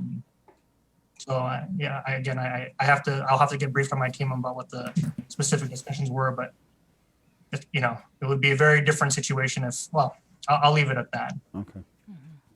I wanted to ask about the Jerry's Kitchen incident or investigation, because we did have the chief of police on yesterday, and he was mentioning that he submitted the findings that he had to date to the AG's office, which I believe was on Monday, but he still had one more interview to conduct, which he planned, maybe not him, but his highway investigators, by the end of this week, which is, today. But I also asked him, why would you be submitting the findings to the AG's office for a case that's, an imprudent driving case? Do you have any information as to, or can you tell us what exactly is the extent of the involvement of the AG's office with this Jerry's Kitchens case? You guys are kind of getting more information again than I am. I'm aware that there have been some reports that were filed. I'm unfamiliar with any specific findings that were submitted, and I can contact Chief after this to see what's been communicated to our office. But I think at the end of the day, Chief recognizes and we recognize that there has to be some systemic changes to the way that we're operating. The community, and I share this concern. We're seeing these allegations that things aren't being done.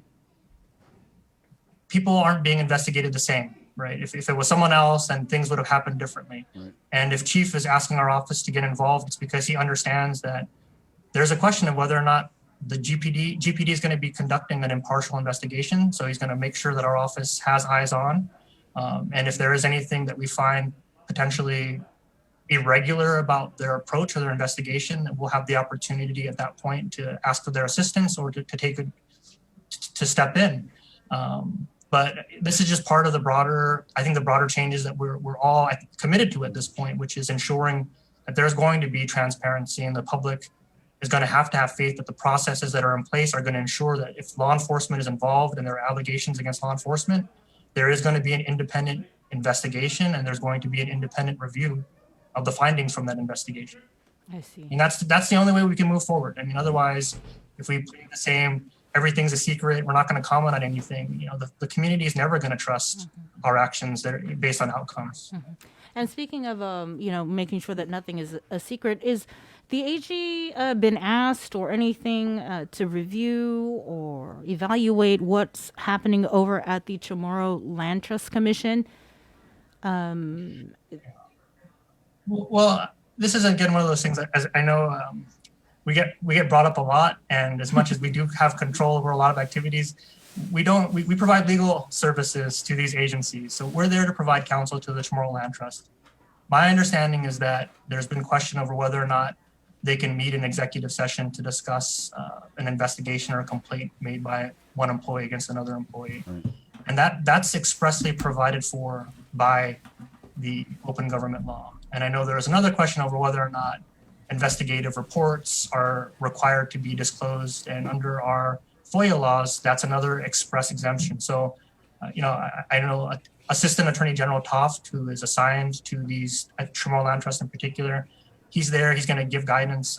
I believe this whole thing started as a result of him saying, we've given an opinion and this type of transfer, you can't do it. And then that was it. It changed the course of what was going on in that case. So he's done his job, and it's up to the Tremor Land Trust at that point to decide what they want to do.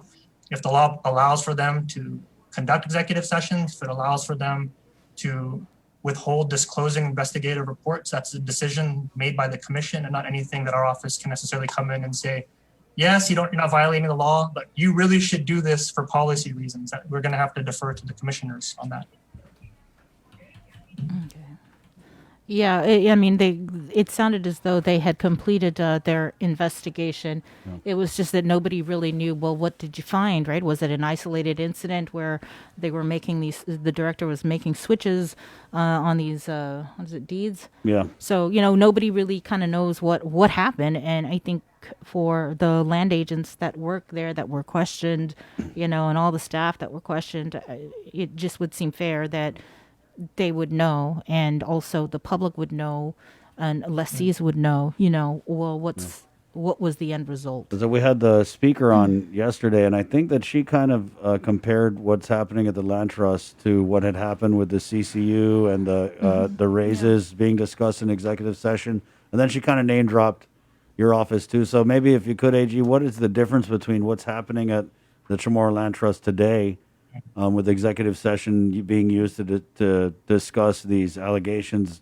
being raised against the sitting director, versus what happened to the CCU when they went into executive session to give themselves raises? The difference, Chris, would be that the law actually says you can meet in executive session to investigate an employee, one employee's complaint against another.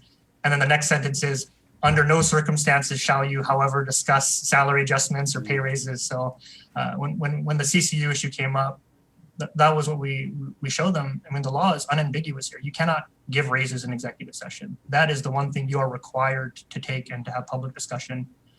But the investigation for any kind of personnel matters, that is expressly authorized by the statute, which provides for executive session. So the difference is really the law provides for one and it expressly prohibits the other. So you think people are confused, senators, and are just confused about what the law for executive session allows? No, I think it goes back to what we're talking about is faith in government. Right. They have the same interests that we do. And I mean, right now, let's just be honest, there's a lot of distrust in the way the government operates. I mean, you guys have done a lot of stories on this, and I go back to processes, because if we can't tell the public what the process is, then you can't have faith in the outcome. If all you're seeing is, we can't give it out, how do we know what's been going on leading up to that point? So one of the things that I'm really hoping to work with Chief and our law enforcement is start building out some of these processes. And I'll give you an example. We had an officer-involved shooting. Our office investigated. We did an independent review. We actually presented to the grand jury. But we realized during the course of that one incident that there has never been anything in writing as to how these cases are going to be handled and reviewed. And we're working with GPD now, and hopefully we'll get other law enforcement on board to sign a written MOU or SOP that if there's ever this type of situation, our office is immediately contacted and involved and takes a lead in it, so that we can start rebuilding the community's trust in, okay, I know that if this type of force is used, the AG's office is going to get involved, and our position is going to be any incident that results in death or serious physical injury, we're going to present to the grand jury. And I know that might be something that people are a little bit confused on, but in any felony case, when you present to a grand jury, 16 to 23 people, and then their job is to decide based on the evidence whether or not probable cause exists that a crime was committed. And my understanding is that our office has not presented, this most recent case was the first time in 13 years or so that we had presented a similar case. So, we're hoping to make it, going back to, we want to make sure the community has faith that there will be an objective review at the end of the day of these types of cases. But it starts with writing. We're going to work on a draft. We're going to make it publicly available. So if it happens, you guys can say, okay, where are you guys at in the process? What steps are we at? and we should be able to answer those types of questions. Those are very fair questions. Um, I wanted to follow up on something else. There's a case before the Guam Supreme Court regarding the governor's Organic Act powers, essentially saying the judicial branch, you don't have the power to tell me basically what to do when it comes to quarantining individuals, and the Emergency Health Powers Act. She feels that's also inorganic. Is the AG's office involved in this case at all, and have they provided a position on this?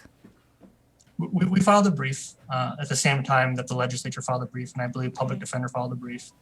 And our position has been the same from when this case started, which is we believe public health officials should be the one making public health policy decisions for the island of Guam.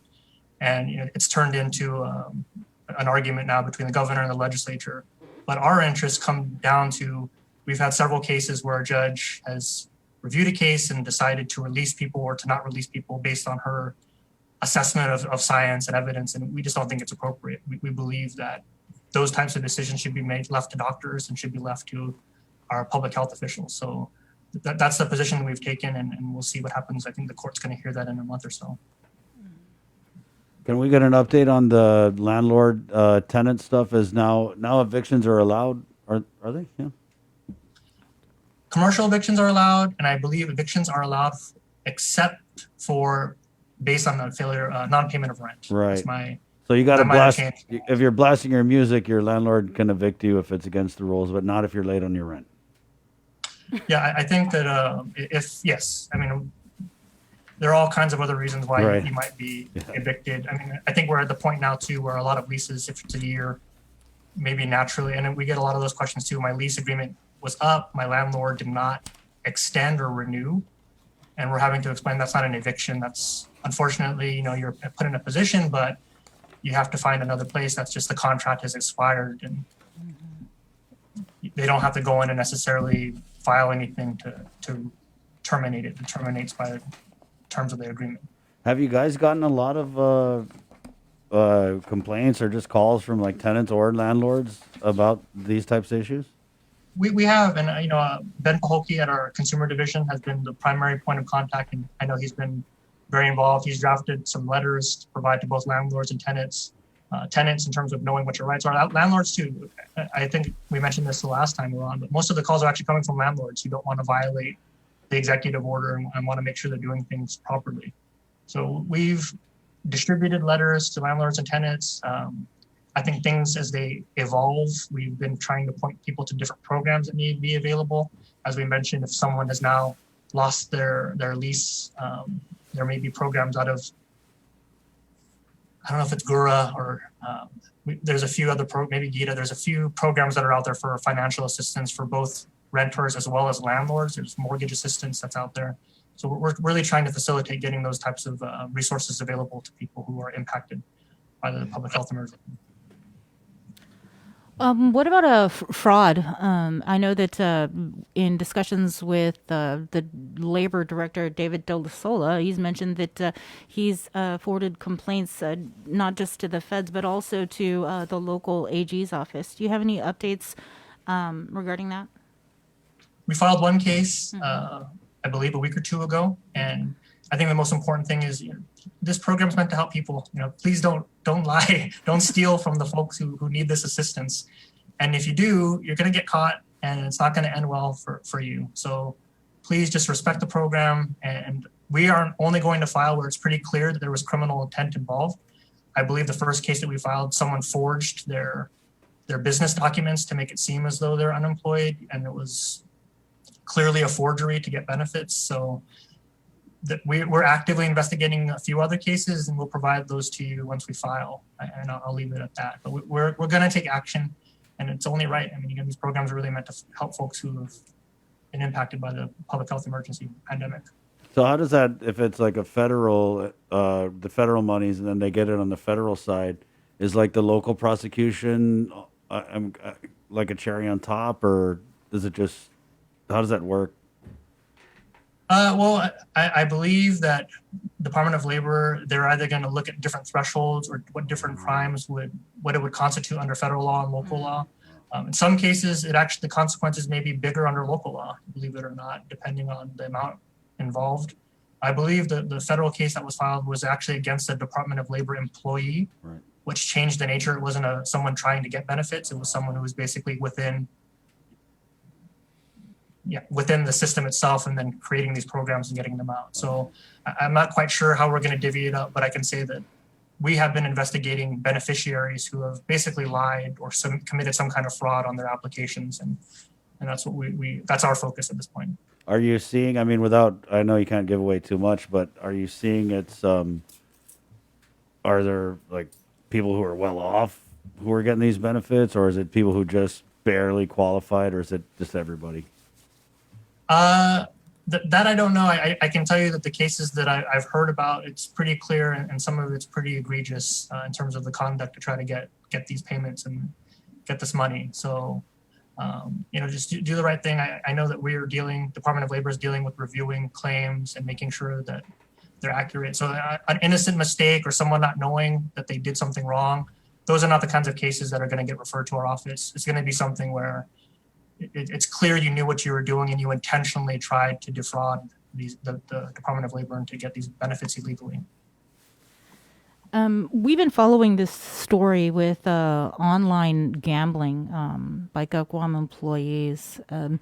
We had the airport executive manager confirming that he was contacted by the Secret Service. GPD confirmed that they were contacted by the Secret Service. The Port Authority, they put out a press release, said that they were contacted by the FBI.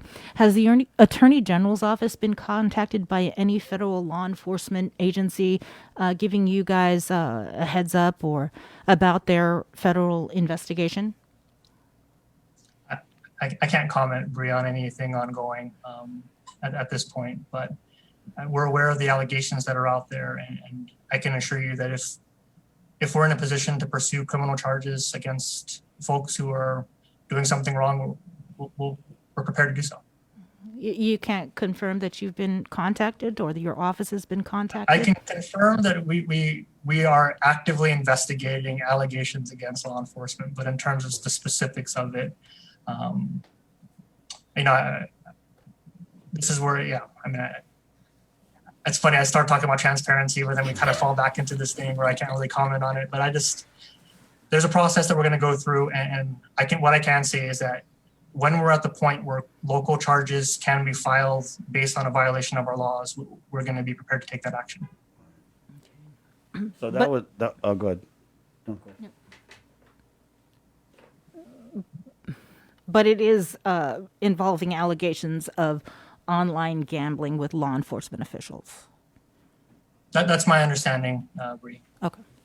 So, AG, that's that one issue, the online gambling and what you just said. But then there was also, I don't know if it was a joint release you had come out with Chief Steve Ignacio, and this was relative to investigating law enforcement, specifically dealing with some of these allegations that come out of the federal court. You know what I'm talking about, right? I do. Yeah. And going back to earlier, because we've been busy, and Chief's been busy. So be nice to Chief, because we have a lot of balls in the air right now. So there's a lot happening here, and unfortunately, really it kind of goes back to law enforcement and our trust, and we entrust them to keep our community safe. So when there are allegations made about criminal conduct being engaged in by those who have taken an oath to protect and to serve it bothers everyone. And we put that release out just to assure folks that we're not sitting on our hands. Whether it's anything that you guys are talking about, we are taking steps on the local side to ensure that we're doing our best to stay involved and to be aware. And if we get to the point again where there are local charges that we can pursue, we're going to take that action. Is there a strain at all on how many investigators you have and all these different issues that you guys are investigating? We typically don't investigate on the front end. We rely a lot on GPD to do that work. And that's, again, put Chief in a position because the allegations are there may be some GPD officers that are involved in it. So we have a very strong working relationship with Chief. he understands the importance of ensuring that all these investigations are going to be conducted independently. He has offered the assistance of his office or his department to provide additional resources, and we will take him up on that. But we are in trial nonstop from the start of this year once we opened up. So we are tight on our resources, but this is a matter of great importance to our office, and we're going to continue doing our job and making it a priority to rebuild again the community's trust in law enforcement and the criminal justice system as a whole. Have you guys put in a request for any of the $660 million in American Rescue Plan funding? We haven't. I mean, we obviously it's always going to be good to get additional funds, but we're going about business with our budget and trying to make things happen. And if any of the money comes down the pike, then that's great, and we'll find a way to build out our infrastructure in the office and set ourselves up for long term. But we're not counting on anything, and hopefully that changes. But we're not prepare for the worst and hope for the best, right? So we'll see fiscally. I know we're already 2 quarters into this fiscal year, and on top of all the things that we're doing, you just reminded me operationally, we have a multi-million-dollar agency that our team is charged with running and making sure we have the resources to investigate all the things you guys are talking about. We actually had our Supreme Court argument on Wednesday on the gaming case, the gambling game machines. Yeah. So we're hoping that will hopefully be the last argument in the case, and it's going to hopefully be resolved after that. And our Assistant Attorney General, Marianne Woloschuk, has done a great job handling that for years now. But I think we're very close to having some finality in that case. So there is a lot going on that our office is involved in, including the bulk of what you would be familiar with, which is the criminal prosecution and investigation. Did you guys have a shortfall last year? What was that, Chris? Did you guys have a shortfall? Because I know that all the agencies are kind of like, "Hey, Gov, we had a $2 million shortfall because we're getting this money." I think we had no money other than rent and salaries and benefits. So we were able to. The only way that we were able to operate this year was because we were authorized to use last year's carryover of a couple $100,000. So all of our tech, all of our phones, everything's being paid from last year's budget carryover. And I think we're going to be in the same position where warm bodies and rent is going to eat up most of our budget. But I don't imagine us having we don't have a ton of money to play with. Yeah, I mean, not play with, but to make work. And again, I'm proud of our team on the tech side. We have a couple other exciting things coming up that we're going to keep pushing, because this is the new, I'm not going to say new normal, because I know don't you're going to say tease it. me about that. Don't say it. I was close. I know. But, tech is going to be the way. And I think we talked about this before with Jason. It's forced the government of Guam to modernize. You're seeing more things online, more things being pushed online. And unfortunately, it's taken these types of circumstances for us to realize that Zoom and Google Meet sometimes are just as effective as other means of communication. But we're going to continue to build out our tech infrastructure and see how we can maximize that in terms of efficiency and public outreach. I think public facing, we have a couple exciting projects. I know Director Shimazu has been very good with RevTax and being more stuff that's available online to do. Right. So we hope to follow that. I guess last question before we let you go, AG. Thank you for your time this morning, as I know Bree had a request about OxyContin. Yeah, was there anything new with that settlement? I know that we were getting money from that. We have worked out, and we will be getting in touch with you very soon about an update on that. We have some pretty exciting partnerships with our local service providers as well as our other government agencies and partners, and how those funds are going to be used. Okay. Well, stay tuned. There you go. Yeah, stay tuned. That's called That's the clickbait. teaser for the next one. I know. Got it. Thank you, AG, for your time. Appreciate it. Thank you guys. Have a good weekend. Take care. There you go. Attorney General Levin Camacho, 9/12 on Friday, April 9th. I want to welcome aboard our friends at King's. We're so excited and happy and proud to partner up with this great segment that we have. I'm not usually one to take the credit for things, but this is my idea. Feed Me Fridays. Woo, boy. And so we're going to bring on Let's bring on our buddy Frank, Mr. Kiko from Kings, right here next door at Harmon Kings, and he dropped us off. It's Feed Me Friday, so basically every Friday they're going to feed us here on the link. And Frank, if you could just tell us. His audio's not on yet. His audio's not on. Okay, hold on. But he did drop off. I talked to him for a little bit outside. Kiko's been there forever. Yeah. Beef shank soup. They are open 24/7. They're taking every precaution, making sure that you have a pleasant and safe dining experience. He's coming back in a second. Okay. But they dropped off not one, not two, not three, but 4 of the beef shank soup. It doesn't matter if it's not raining. I know what you guys are gonna think by default. This is good anytime. Did they drop off any straws? You could smell it. It's Yeah. so good. I'm like, we still got to do work today. Their beef shank, man, Mike, like they've got these like power dishes, I call them. They're beef shank, the local favorites, right? The comfort food. The beef shank, the ham hocks, the mongo beans. My dad loved the ham hocks. Right. He would get that every single time. And their tanak also. And look at those cuts of meat, you guys. I mean, you got the cabbage, you got the broth. I mean, just pick that up and just drink straight from it. You asked for a straw. It's like, That's no, what I need the boba straw for that though. But look at that. Look at. Let's try Frank again. Yeah, We'll get him on. He is. Yeah, coming beef. Joy is also. I know that she gets her King's miles, frequent flyer, frequent eater miles. She put beef shank starts at 11. Well, we got some pull here on the link. They killed the cow early for us.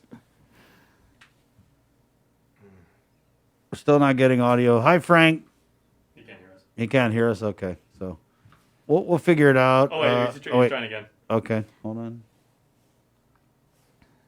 So again, Kings, and they said they are open 24/7. We come in here pretty early in the morning and everything, and the lights are on. They're working hard. Yes. If they're not cooking, they're cleaning. Their staff is like, best in the biz. They're always happy to have you here. I mean, they're going to accommodate you. They're going to make you feel at home. We used to get coffee over there Mhm. during the height of the pandemic. We'd run over. This is before we brought in our coffee maker. And I want to say they're open like at maybe 5 because I got breakfast yesterday morning for my son. Right, yeah. The chocolate chip pancakes. So- That's good too. Yeah. Yeah, I'm a Kings fan, guys. Just the TBH. I love Kings. I love for Lent. One of my favorites was the parrotfish sandwich where they put the pico ranch on top of it. Oh boy, that was good. Yes, of course, the beef shank soup. Do you require that the bone is in the soup for you? It's got to be. The bone is what gives you the flavor, Jay. Because you get it from the marrow. Yep. I just love the cabbage. The cabbage, man, that's the best cabbage ever. For all you people out there who don't like vegetables, first of all, shame on you. But you got to try vegetables when it's soaked in beef shank kaddu. And then That's you what put it's the for. rice in there and you Yeah, let that soak up. Their finadeni's on point. Yeah. I don't think we're gonna get Frank, my friend. We're not getting the audio right. Yeah, his audio's having an issue. But I mean, he dropped it off, and I mean, he was super happy to be involved. And he goes, I mean, he's been there for a while. And okay, by default, Kings is like our unofficial cafeteria. We're 50 feet away from them. We go there all the time. Yeah. And there we are. There we are. Right on. Thank you. Good morning, Frank. Good morning, Chris. Half a day. Hey, good morning, bro. Good to see you again. Yes, thank you. I had to move. We're doing good, but I had to move my cheat day to today because I knew that you were. I knew you weren't going to bring me some diet dish, and thank you. You guys' beef shank kaddu, it's top tier, man. It's right up there with Nana's. Frank, when did you guys start doing this? And just tell us, it's so popular. The customers love it. What do they say about the beef shank kaddu at King's? Well, we've been starting doing beef shank ever since, guys. Since 46 years, huh? Yeah. Pretty much 46 years. Frank, what's killer about this beef shank kaddu is I know people I feel bad for a lot of the grandmas out there because there are people who will pick King's beef shank kaddu over their Nana's kaddu all day. And I don't know how you guys did it, but Chris, you're trying to get me in trouble here. it's okay. As the kids say, you got some splaining to do. Yeah, you do. So what is it, man? What is it? Go ahead. we put a lot of work into it. It's a long process as far as prepping it, preparing it, and we usually try to stay consistent. It's to cook beef shank is very hard and it's very long. It takes a long time to prepare it. And that's one thing I love about Kings. Consistency is key, guys, and they just consistently knock it out of the park. I mean, not just with the beef shank kodu, but we were talking with Jay earlier, like the local favorites that we're used to having at the house. I mean, you guys are just on point with the ham hocks and mongo beans. That's another one, man, that we just love, and people love that. Yeah, we get a lot of orders. So as far as the ham hock and the mongo beans and the beef shanks, it's a local favorite. And of course, the Manoncos, they love that, and the young ones too. Even when the tourists make it up to this side of the island, they intend to order that. Right. Mm-hmm. So it attracts a lot of clientele. Yeah. It does. We're getting some comments here, Frank. My family fights over the marrow at home. Yeah. Trisha writes, it's the best. I always order it with extra cabbage and brown rice. Oh, brown rice. Okay. We're we're that fancy. should balance it out a little bit. Right. Yes. So they do the brown rice. Frank, we're just so happy to kick off this partnership with you guys. And I mean, we haven't even got through today, and I'm already excited for next Friday. So thank you so much. Thank you. Yeah, thank you guys for staying open, man. You guys are heroes too for all you guys did for like the last year and everything. Your staff, I mean, you guys persevered. You guys did things the right way and everything like that. And you're back doing what you love, is making sure people are happy through food.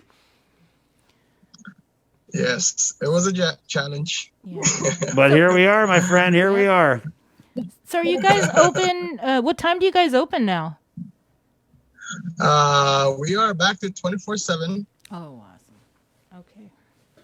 Is that all locations? Yes, all locations. There you go. You can get your beef shank any time of the day. Doesn't matter when. So thank you, Frank. Yes, ma'am. Thank you, Sabrina. Thank you, Frank. Thank you, Chris. I'll probably see you later on today. Yep. I know. We're probably, after this, we're going to order something for dinner. We're neighbors geographically, but we're also friends, and we've been visiting them for many years. So, and Kings was actually one of the places locally I know that before like breakfast 24/7 was like the trendy thing to do for diners. They've been doing that ever since. That's Sabrina. She's like, hey, can you go get me like chicken spaghetti? So I'm like, all right, and I come back with tutti frutti pancakes for myself at country like 1 brown. in the afternoon. Yeah, that's really King's just awesome. Yeah. When I called yesterday morning to order my pancakes, they were like, Sabrina. I was like, yes. No, you know what we have to do? Mike just had an idea. We have to do like one of these days on the link. We'll do like your top 5 King's entrees. So we got Loco Moco, Country Browns, macadamia nut pancakes, Chris cut chorizo. Dude. What's your favorite, Frank? Oh, did we cut him out? No, did we? Yeah, we lost him. All right. Well, knowing Frank and everything, he's got to get back to work. He's got a hungry mouth to feed. He's got a kitchen to run. Right on. But yeah, we'll do that next Friday. Let's go. We'll go. That's your homework for this week, guys. Come up with your top 5 at King's. Okay. And I can say, because like I stayed on Guam for college and everything like that. There were many times. And I don't want to get into the gory details, but between the years of 1992 to 1996, when I was an undergrad at UOG.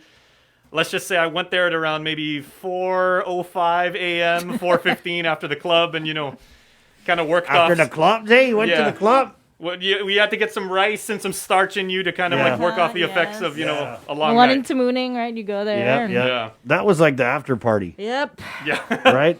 I remember those days. Yeah. Not really. No, that was a thing when you go to you see. You don't want to remember those days. Yeah. Those are Bree's wild days. Yeah. Sorry. Was that out loud? Excuse me? That was out loud, wasn't it? Hey, it's 9:21. Guys, we're going to take a quick break, and we're coming back with a couple members of the Youth Congress as they have a resolution that was introduced in Youth Congress relative to expressing their opposition to the Guam Legislature's Bill 73-36. This is the Hearing Protection Act of 2021, also known as the Silencer and Suppressor Bill. And we're coming up with that conversation next, right here on The Link. Good morning. Banners. Family platter of fried chicken? Check. Tray of red rice? Check. Birthday cake? Check. 1 case of water? Check. 12-pack of beer? Check. 2 cases of Pepsi? Check. When you have a long checklist but are short on time, we got you. Get it delivered by us. Order on the app or website at uno-go.com. Guam on demand. Shoot, I forgot the paper product. Oh wait, UnoGo has that too. Catch SportsLink on the KUAM News Morning Show, The Link, every Friday to hear about the latest in sports news, game schedules, athlete profiles, and more. SportsLink, brought to you each week by Cure Alkaline Water, airs every Friday across the multimedia platforms of KUAM. Tune into the broadcast on Breeze 93.9 FM, on KUAM TV 11, live streaming through the KUAM News Facebook page, or view highlights on YouTube, KUAM News Facebook, and Instagram. SportsLink is hosted by Dave Delgado through KUAM Sports, and he will make sure that everyone knows what is happening on the field, in the gyms, and everywhere in between. KUAM's multi-platform morning show, The Link, just got a little more delicious with Feed Me Fridays. Chris, Sabrina, Jason, and the rest of the morning crew will take some time each Friday to talk food, taste food, and bring you all the latest and greatest in food from King's Restaurants and Ruby Tuesday Guam, old faves, new hits, and everything on the menu in between. It's Feed Me Fridays on The Link. When we throw things away, where is away? What happens to our waste, and where does it go? As a community of small islands, the waste crisis is a large issue we want to bring into focus. Micronesia Climate Change Alliance presents From Our Nanas for Our Nennies, a video series about taking a holistic view of our present, finding wisdom from our past, and inspiring a better future. Airing every week during Earth Month, brought to you by Humanities Guahan and the National Endowment for the Humanities. GU Self-Storage, conveniently located near the Harmon McDonald's. We offer affordable rates, online payments, and auto bill pay for your convenience. Plus gate access daily from 6 a.m. to 9 p.m. Call us today at 648-7867 for more information. Get the job done the right way by getting the right stuff at East West Rental Center. With years of experience helping builders, we definitely got what you need. Call 646-1463 or visit us in Upper Tumon. Open Monday to Saturday from 7 a.m. to 5 p.m. and on Sundays from 8 a.m. to 5 p.m. Only one company on Guam provides every solar energy solution under one roof. Micronesia Renewable Energy. You want solar only? They got that. You want solar with batteries? They got that too. You want outright purchase or lease purchase? It's up to you. Does your solar system need a tune-up? That's what they do. For solar energy solutions from A to Z, you can count on MRE. Give them a call at 632-2613 for a free consultation. MRE, providing real solar solutions built by real solar experts. Puthagu Jatiwa Chaka Hau Dangin Undingu Lohuli Hau Gipangi Zahan Lagu Gi Matamu Zahapata Tu Maski Pabel Sangan Lau Tu Hongi Telu Napon Naputi Du Napogu Ni Guahu Gagagi Magagi Fionmu Apu Magi Gapagam Sabil Sangon Ni Histuram Sahabu Zahu Apu Magi Gapagam Sabil Sangon Ni Histuram Sahabu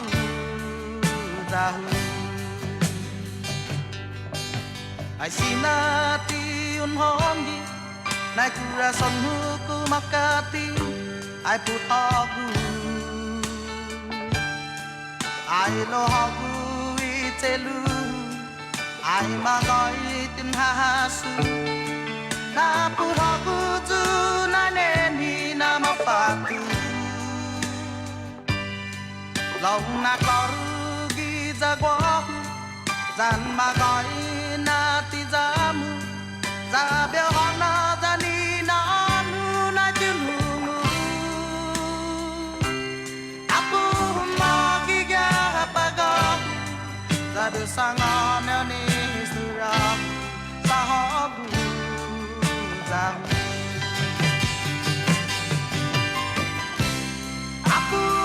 Hey, good morning. Good talk there with the Attorney General, Levin Camacho, able to brush on just a bunch of issues. Whole bunch. You know, guys, Yeah. when we work in like a pretty decent size air studio and everything like that, and the entire place is filled with the smell of like beef shank soup, it is Man. not a bad day. Yeah, it's not. Not a bad day at all. Perks. So grateful. Mike V, you work hard for that beef shank this week. Good morning. Yeah, so it was definitely an interesting conversation with the Attorney General, Levin Camacho. Some of the issues that we've been discussing very thoroughly here on the show include this Chamorro Land Trust. It's really kind of like getting away from us, I feel, as there were some land agents who made allegations that the director, Jack Hattig, had coerced them and also coerced at least one land agent and altered her report. And now the big conversation that we're hearing is like, were there others? And I'm hearing that there were.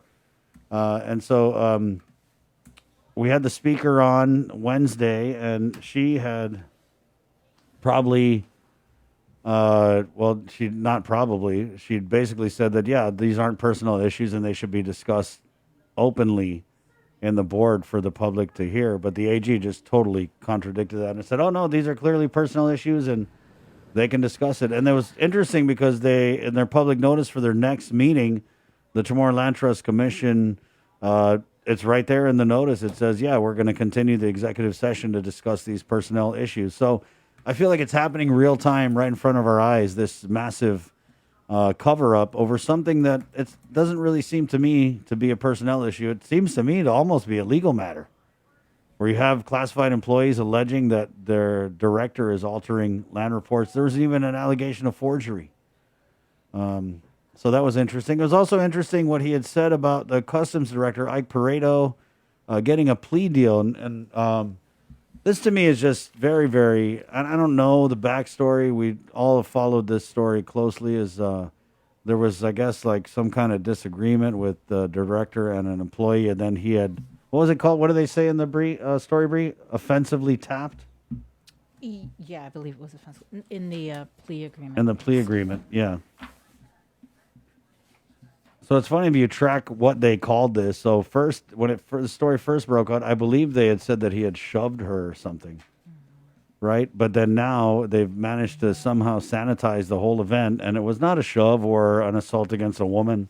It is now just merely a offensive tap. That's probably some kind of like legal term, right? An offensive tap. An offensive tap. Show me, Fan, your offensive tap. No, because I don't. It's Family Violence Awareness Month. Offensive tap. That's like a petza, right? Like is that with two fingers? On the shoulder. On the shoulder like that, or what? Like, I'm the director. I can do this, and I'm gonna totally get away with it. Yeah, totally, offensive totally. tapping on the shoulder. Right. So that wasn't really offensive I though. don't know. Yeah, that was more like, hey, a day guy, you're getting chunky. What's offensive, Bree? Offensive is like gotta have an atambaba in there. Whatever the point is, why aren't we getting pissed about this? Because, I mean, we had director on last year. Remember when I asked him about it and he got mad? Yeah, so we had customs director Ike on last year, and I was like, hey, Mr. Pareto, what's up with this whole thing and you pushing the employee? And he was like, I don't want to comment on it, boy. Something pretty much like that. But yeah, we have this whole like future is Familauan movement, guys. But what? The future is not Familauan if you're, a woman who gets offensively tapped by someone who's in. It really doesn't add up to me. And especially given that it's Sexual Assault Awareness and Family Violence Month. Yeah. There was no comment. Then there was no comment from Adelup. I just feel like this is egregious. It's also, I mean, it's not an offensive tap. It's a literal slap in the face to women everywhere. And for the governor to condone this kind of behavior, which is basically what she's doing by letting the director slide, for the governor to condone this behavior, I am personally let down by that. Very personally, as a father of, 2 young girls.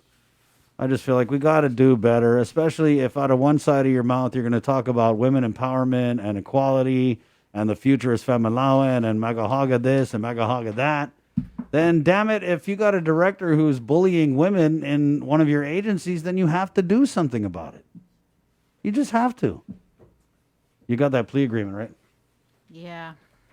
Is there some juicy stuff in there? Let's see. He has to perform 50 hours of community service under the direction of adult probation officer during the defendant's probationary term. Comply with and pay fees to the Superior Court for group treatment through the Client Services and Family Counseling Division, individual counseling or psychological evaluation. He shall attend and successfully complete anger management program administered by the Adult Probation Office. He shall not possess or consume any illegal controlled substances, shall not live in any residence where firearms are present, and shall stay away from all firearms and other deadly weapons. Under no circumstance is he to possess, carry, transfer, or use any firearm except for work purposes. Wow.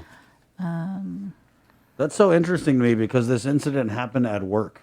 It's not like it happened when he was out at the bar or whatever. So I just have a hard time that you're allowing a guy to can't carry a gun anywhere but to the place he works where the whole incident happened at where he works. So it's clear there's precedent that he can't control his temper at work, but yet you're going to allow him to carry a gun to work. Yeah.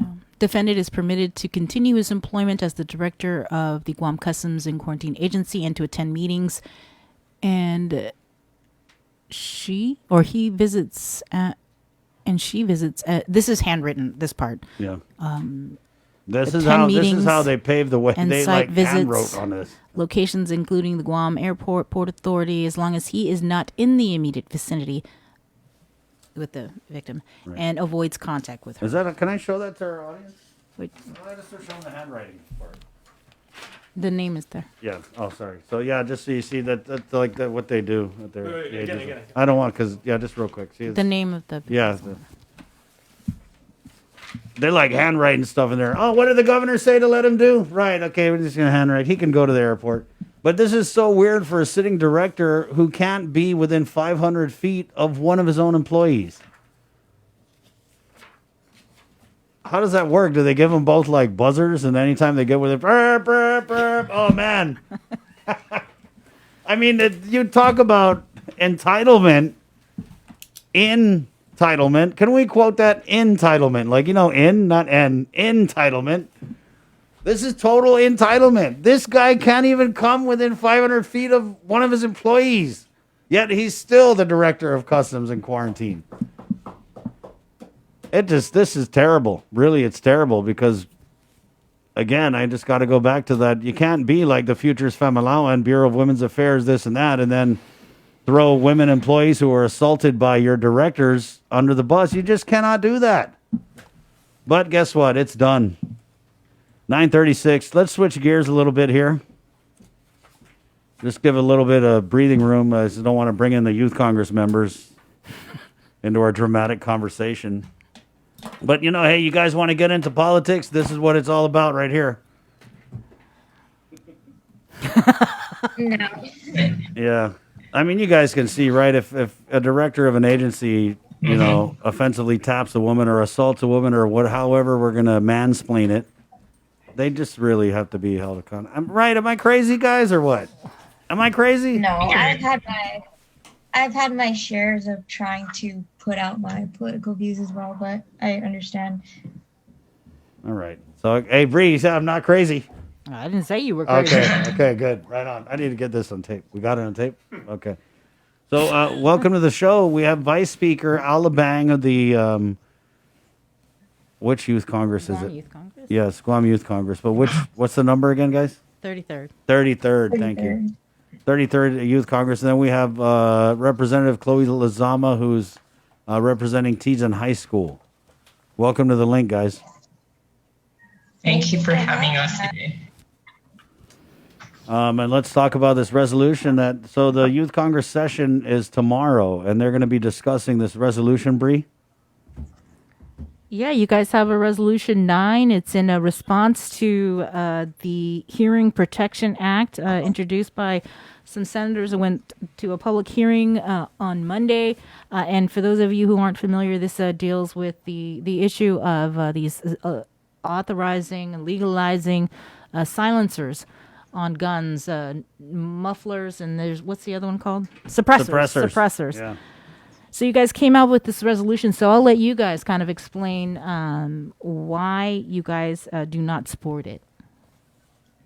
I can start if Okay. anything. So it's like with what's happening within the schools right now around the United States, it's like hard to allow suppressors to be allowed here in our community. And if it will make a great impact in the safety of our community, especially like shootings have been happening. I mean, like gun violence has been happening within the United States, and as well as there's some instances recently where guns are used here on the island. And as Speaker Terlahi voiced out that we want to hear where is that gunshot coming from. And I just felt that hearing was so one-sided in a way that is mostly the gun silencer groups are the ones that is invited in that hearing, and like the ones that are basically voicing their support in the bill itself. And with us opposing this, we hope to bring another side of the debate on the gun silencer. That's pretty interesting, Vice Speaker Al, that you brought up how one-sided the hearing was. They definitely came to play, right? I mean, this was like, yes. I felt like I was watching the Gun Channel. Yeah. Why do you think we didn't see testimony opposing this measure? I'm sorry? Why do you think we didn't see any testimony opposing this measure? I'm not sure, but I know that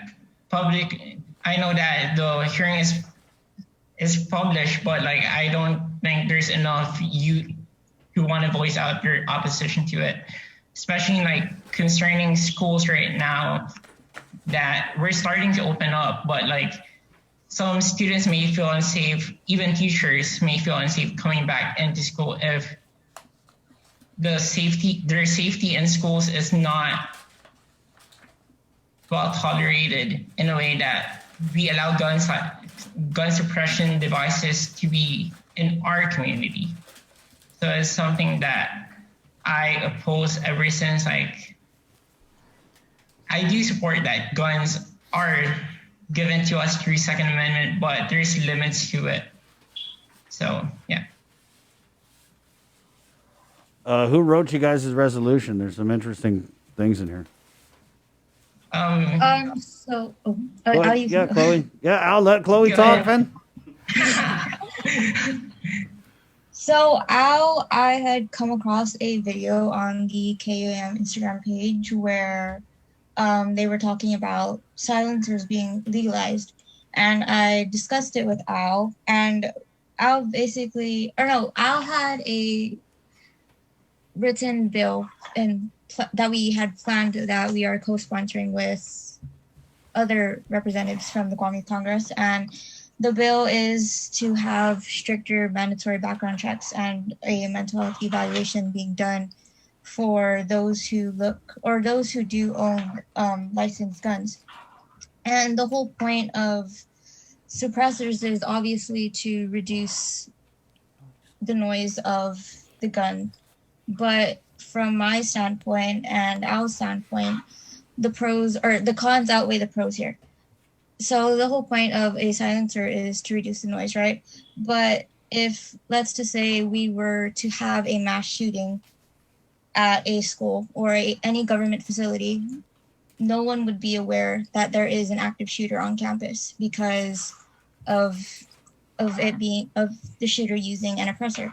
So the whole point of us trying to oppose to this bill is so that we do not endanger more lives. And you may be thinking, oh, Chloe, but there are strict mandatory background checks here on Guam to prevent these mass shootings from happening. Yes, there are stricter mandatory background checks here on this island than in the US, but 40% of weapons are illegally bought through either online ads or gun shows or from unlicensed gun owners. So who would really be benefiting more from it, us or the active shooter? What do you say to those people who are watching this and saying, "Oh, these crazy kids, you don't even know what you're talking about"?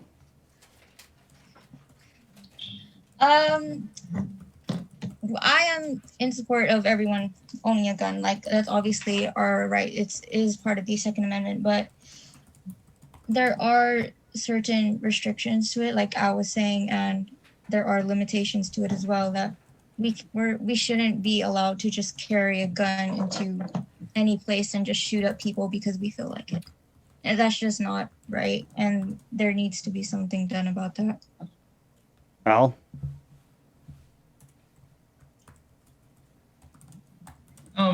Yeah, I agree with Chloe on that. And it's just hard that it's so fresh that a few weeks ago, there's an incident in Colorado where it killed people in a grocery store.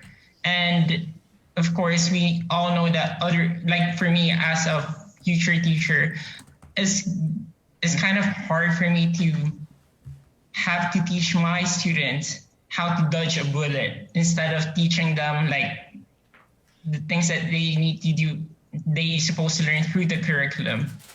You know, it's something that students are kind of tired of practicing. And of course, like with the Marjorie Stoneman Douglas students, they're doing great with their advocacy in terms of promoting that gun violence should be not happening, that it should be regulated. And yeah, I agree with what Chloe said. Well, maybe we catch up next week and you let us know how the debate. Are you aware there are members in the Youth Congress who support the Hearing Protection Silencer Suppression Act? I don't want to. Yeah. Go ahead. We actually have a Democratic caucus meeting tonight to discuss this resolution as well as other resolutions that we are discussing tomorrow. So we'll kind of get a better stance as to where everyone is at tonight. So that'll be good. Do they televise you guys' sessions? Stream? Yeah, Okay. sure. Right, on the legislature media on YouTube. Okay. So yeah, it's gonna be televised on the legislature channel tomorrow, and of course on their YouTube. Then yeah, I just don't want to speak on other members. Yeah. Because I don't have their minds. Yeah. Right on. So what do you think, though, of the grown-up version of the bill that 7336, right? From the hearing, it kind of seemed like, to me, my read on it is it's a done deal. That the gun lobby has pushed, and I mean, it only takes 8, right? And judging from what people were saying in the hearing, and just doing the math and reading the room on this, it kind of seems like they have the votes. Is that what you guys think? I'm not sure. Oh, no. I mean, it is kind of hard. Yeah. It's kind of hard as a youth to voice out our opinions when there is another part of the adult side where they aren't willing to listen to what the youth has to say about our stance. That's why I brought you on here. We definitely want to hear what the youth have to say. Yeah, basically our intent with this resolution is just to voice out that the youth doesn't want this bill to pass. And we hope that they think about the future of this island, which is us, you know, because like whatever they pass today, it affects us tomorrow. Thank you, Vice Speaker. Thank you, Chloe. Thank you. Oh, thank you. Good luck in your Thank you, session, Chris. and we'll check it out. Appreciate it. We'll see you. There you go, Vice Speaker Alabang and Rep. Chloe Lizama of the 33rd Youth Congress. What time is their what time is session? 9 a.m. tomorrow. Okay. Good luck. Yep. Thank you. All right, thank you. Right on. That's so cool. Yeah, that is cool. Guys, it's 9:48. One Micronesia podcast. This is one of our flagship pieces of content here on the KUAM communications and KUAM news side. Jay, where's the One Mic podcast at? Because we're going to do a sneak peek. Yeah, it's well, we're going to give you a snippet of the show right now, but it's already up. The full version is up on YouTube at the moment. If you want to watch it, it's going to be live streamed on Facebook tomorrow at 10 a.m. Vic particularly says, like, there's so many people from the FSM and FAS citizens that really love the show, and they actually said, could you please put it on Saturday mornings so that the whole family can gather around, our church groups, like it's the new Saturday morning cartoons. Yeah, exactly. And we can all sit around and have a conversation about it. Right. You can also watch it at 6:30. Yeah. Tonight on KUAM. Boom. So let's do it. What's this episode about, Jay? This is with Vic. Was joined by a physician who is of Pohnpeian origin, and he's very, very still stays incredibly connected to his Pacific Island heritage. He is practicing medicine right now in San Antonio, in Texas. But as you guys said at the top of the show, he's really using his platform and his training to really reach out and encourage his fellow Micronesians to get vaccinated, to be educated. And if he's in Texas, he's seeing some pretty gnarly stuff over the last year. Yeah. And he just wants to take care of people from where he's from. So this is Vic's part of it, at least. Vic's conversation with Dr. Jalkanen Joseph. The One Micronesia update is presented by Taco Bell. Live Mas. Half a day, guys, and we're back with another episode of the One Micronesia podcast. Now, in this episode, I'm excited because I get to sit down and chit-chat with this guy. He's a son of Micronesia, a son of Pohnpei, who is practicing medicine out in San Antonio, Texas. And with us on the podcast today, we get to learn about his journey, his life, but at the same time, he's here to encourage people here in the Micronesian region, especially in the federal state of Micronesia, to get out to the site and get vaccinated. So check it out. Thanks, Victorious, man. Thank you very much for having me on your podcast, man. I'm such a huge fan. I really appreciate the fact that you guys do a lot of advocacy for Micronesians on Guam and abroad. So it's a pleasure, man. It's a pleasure to be on your show. Like you were saying, my name is Jalkanen Joseph. I am an emergency medicine doctor here, currently practicing in San Antonio, Texas. But I am from Pohnpei. I was born and raised in Pohnpei. And then after I graduated from elementary school, which is 8th grade in Pohnpei, my parents actually sent me to Guam to attend high school, So I actually lived, my connection with Guam is I lived there for 4 years, 95 to 99. And I actually went to Simon Sanchez High School.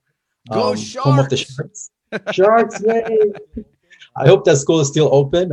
Make a big difference in my life. But after high school, I don't have any plans to go to college. I couldn't afford to go to college. And I couldn't even get a job on Guam at that time. So I joined the United States Air Force as a medic. And I actually served in the Air Force for about 10 years.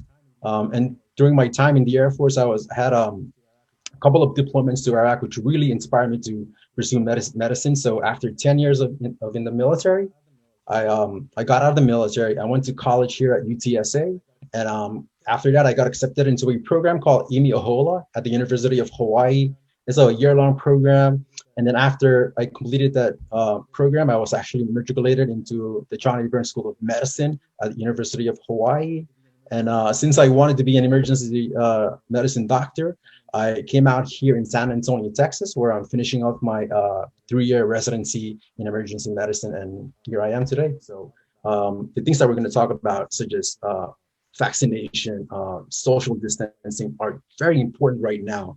But unfortunately, our vaccination efforts in Micronesia are not up to par right now. I'm sad to say that. And as of March 22nd, I think I read a report by His Excellency President Panuolo. He was addressing the Congress, and as of March 22nd, he mentioned that the fully vaccinated rate in the Federal States of Micronesia is around 18%. And if you further break it down in Pohnpei, it's about 14%. And in your home state of VF, they're actually doing pretty good, man. I think they're up to like 50%. But in all, the overall rate is, like I said, is 18%. And he wanted to be at 70% in order for us to start the repatriation process. But so far, I think we kind of hit a stalemate. And I'm trying to see if we can provide some information that will help out in that effort so that we can obtain that 70% herd immunity. I would say this, since the vaccine is there now and is available, it's important for all of us Micronesians. It doesn't matter if you're living in Dombe, Palau, or Yap, Goshai, or Chuk, and if you're saying to yourself, "Oh, I can't make a difference," that is absolutely not true, man. You can make a difference because the government actually accounted you into the eligible group, so they're actually waiting on you. So it's very important to always remember that and do your part and get the vaccine in as soon as you can, because the sooner we get the vaccine, the sooner we're gonna approach that 70%. And if it's up to me, I'll be a little bit higher, but 70% is what they wanted to do. And once we get to 70%, the government will be more comfortable in restarting the repatriation process, which is very critical. I mean, we have Micronesians who are stranded abroad on Guam, Hawaii, in the mainland, and they've been away from their family for over a year or so, man. And it's challenging, man. We need to come together, work together so that we can bring these people home safely and at the same time help eradicate this virus from this planet. So if we do our little part in agreeing to get the vaccine, I think will play a huge role during this pandemic. And I'm hoping and I am reassured that we can achieve that at rate within the next couple of months. Hope you guys enjoyed just that snippet of a full-length podcast, which you guys can catch tonight on KUAM TV 8 at 6:30, and then tomorrow on the KUAM News Facebook Live. Until then, you guys continue to have a great one. My name is Victorious, and I just want to say peace.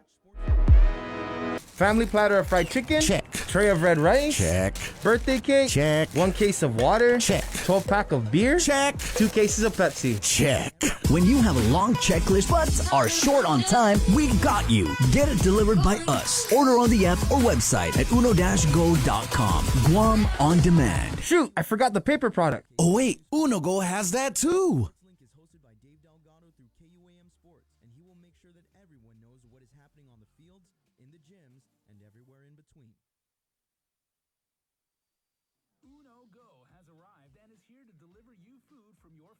Catch SportsLink on the KUAM News Morning Show, The Link, every Friday to hear about the latest in sports news, game schedules, athlete profiles, and more. SportsLink, brought to you each week by Cure Alkaline Water, airs every Friday across the multimedia platforms of KUAM. Tune into the broadcast on Breeze 93.9 FM on KUAM TV 11, live streaming through the KUAM News Facebook page, or view highlights on YouTube, KUAM News Facebook, and Instagram. SportsLink is hosted by Dave Delgado through KUAM Sports, and he will make sure that everyone knows what is happening on the field, in the gyms, and everywhere in between. The world of television is more exciting than ever. Don't miss a minute of special presentations from NBC on KUAM TV 8 or from CBS on KUAM TV 11. Every month, we'll bring you the fun and excitement of award shows and red carpet moments, special series presentations, and other great network programs. Brought to you locally by King's Restaurant, Ruby Tuesday Guam, and Bud Light Seltzer, giving you more reasons to tune in and turn on. Fall in love with TV again with the best from KUAM Communications. KUAM's multi-platform morning show, The Link, just got a little more delicious with Feed Me Fridays. Chris, Sabrina, Jason, and the rest of the morning crew will take some time each Friday to talk food, taste food, and bring you all the latest and greatest in food from King's Restaurants and Ruby Tuesday Guam, old faves, new hits, and everything on the menu in between. It's Feed Me Fridays on The Link. When we throw things away, where is away? What happens to our waste, and where does it go? As a community of small islands, the waste crisis is a large issue we want to bring into focus. Micronesia Climate Change Alliance presents From Our Nanas for Our Nennies, a video series about taking a holistic view of our present, finding wisdom from our past, and inspiring a better future. Airing every week during Earth Month, brought to you by Humanities Guahan and the National Endowment for the Humanities.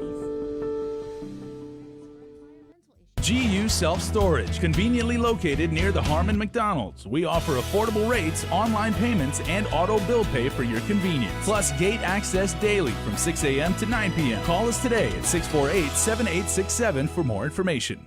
Get the job done the right way by getting the right stuff at East West Rental Center. With years of experience helping builders, we definitely got what you need. Call 646-1463 or visit us in Upper Tumon. Open Monday to Saturday from 7 a.m. to 5 p.m. and on Sundays from 8 a.m. to 5 p.m.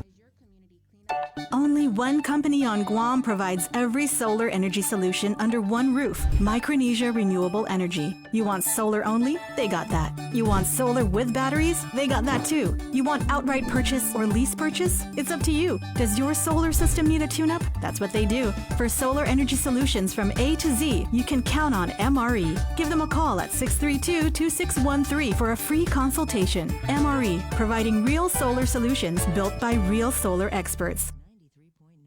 Them.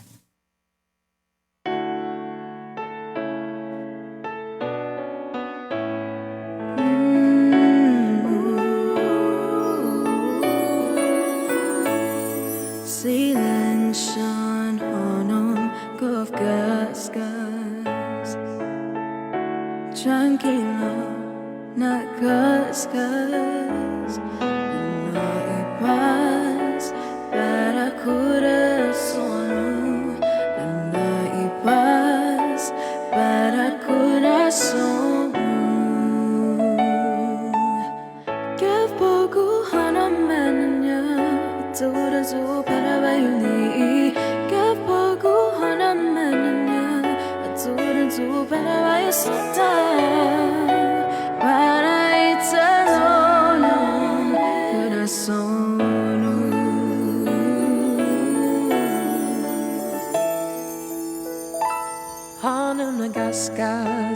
Yeah, they just sold 20 more beef shanks over at King's.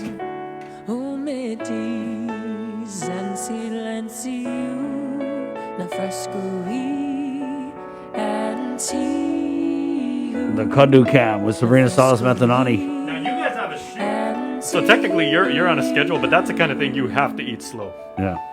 Savor the flavor. She's breaking the rules. She's going 90 an hour eating that. Inhaling it, right? Okay, now what did you do first? When Look at how she eats it, though, guys. Yeah. She puts the rice. That's cute. Okay, you put a generous scoop of rice in the broth. Now, did you, after you let the rice like soak up the broth, did you go for the rice first? Check or out did what you she still does, go for Mike. She's doing it. She puts a little bit of the rice, submerges it. What do you go for first? The rice, the cabbage, or the beef? Well, the rice. Okay. Yeah. And you see how she's resting the rice on that cabbage leaf so it doesn't go down to the bottom of the bowl? That's a pro level right there. Yep. Black belt. What? Thanks, guys. Yeah, Right thank on. you. Thank you, Kings. Yes, for Feed Me Fridays. Guys, it's been a great show with you today. It's been a great week. It has. God really bless you. God bless you. All right. Thank you again to East West Rental, Cabo Enterprises, IT&E, Carrier, and Jack in the Box, proudly sponsoring the link here on this Friday. Whoa, Betness, April 9th episode. My name is Chris. Sabrina's got her mouth full right now. Hey, KUAM TV, it's been a great one. Have a nice weekend. Until Monday. Hasta. Adios.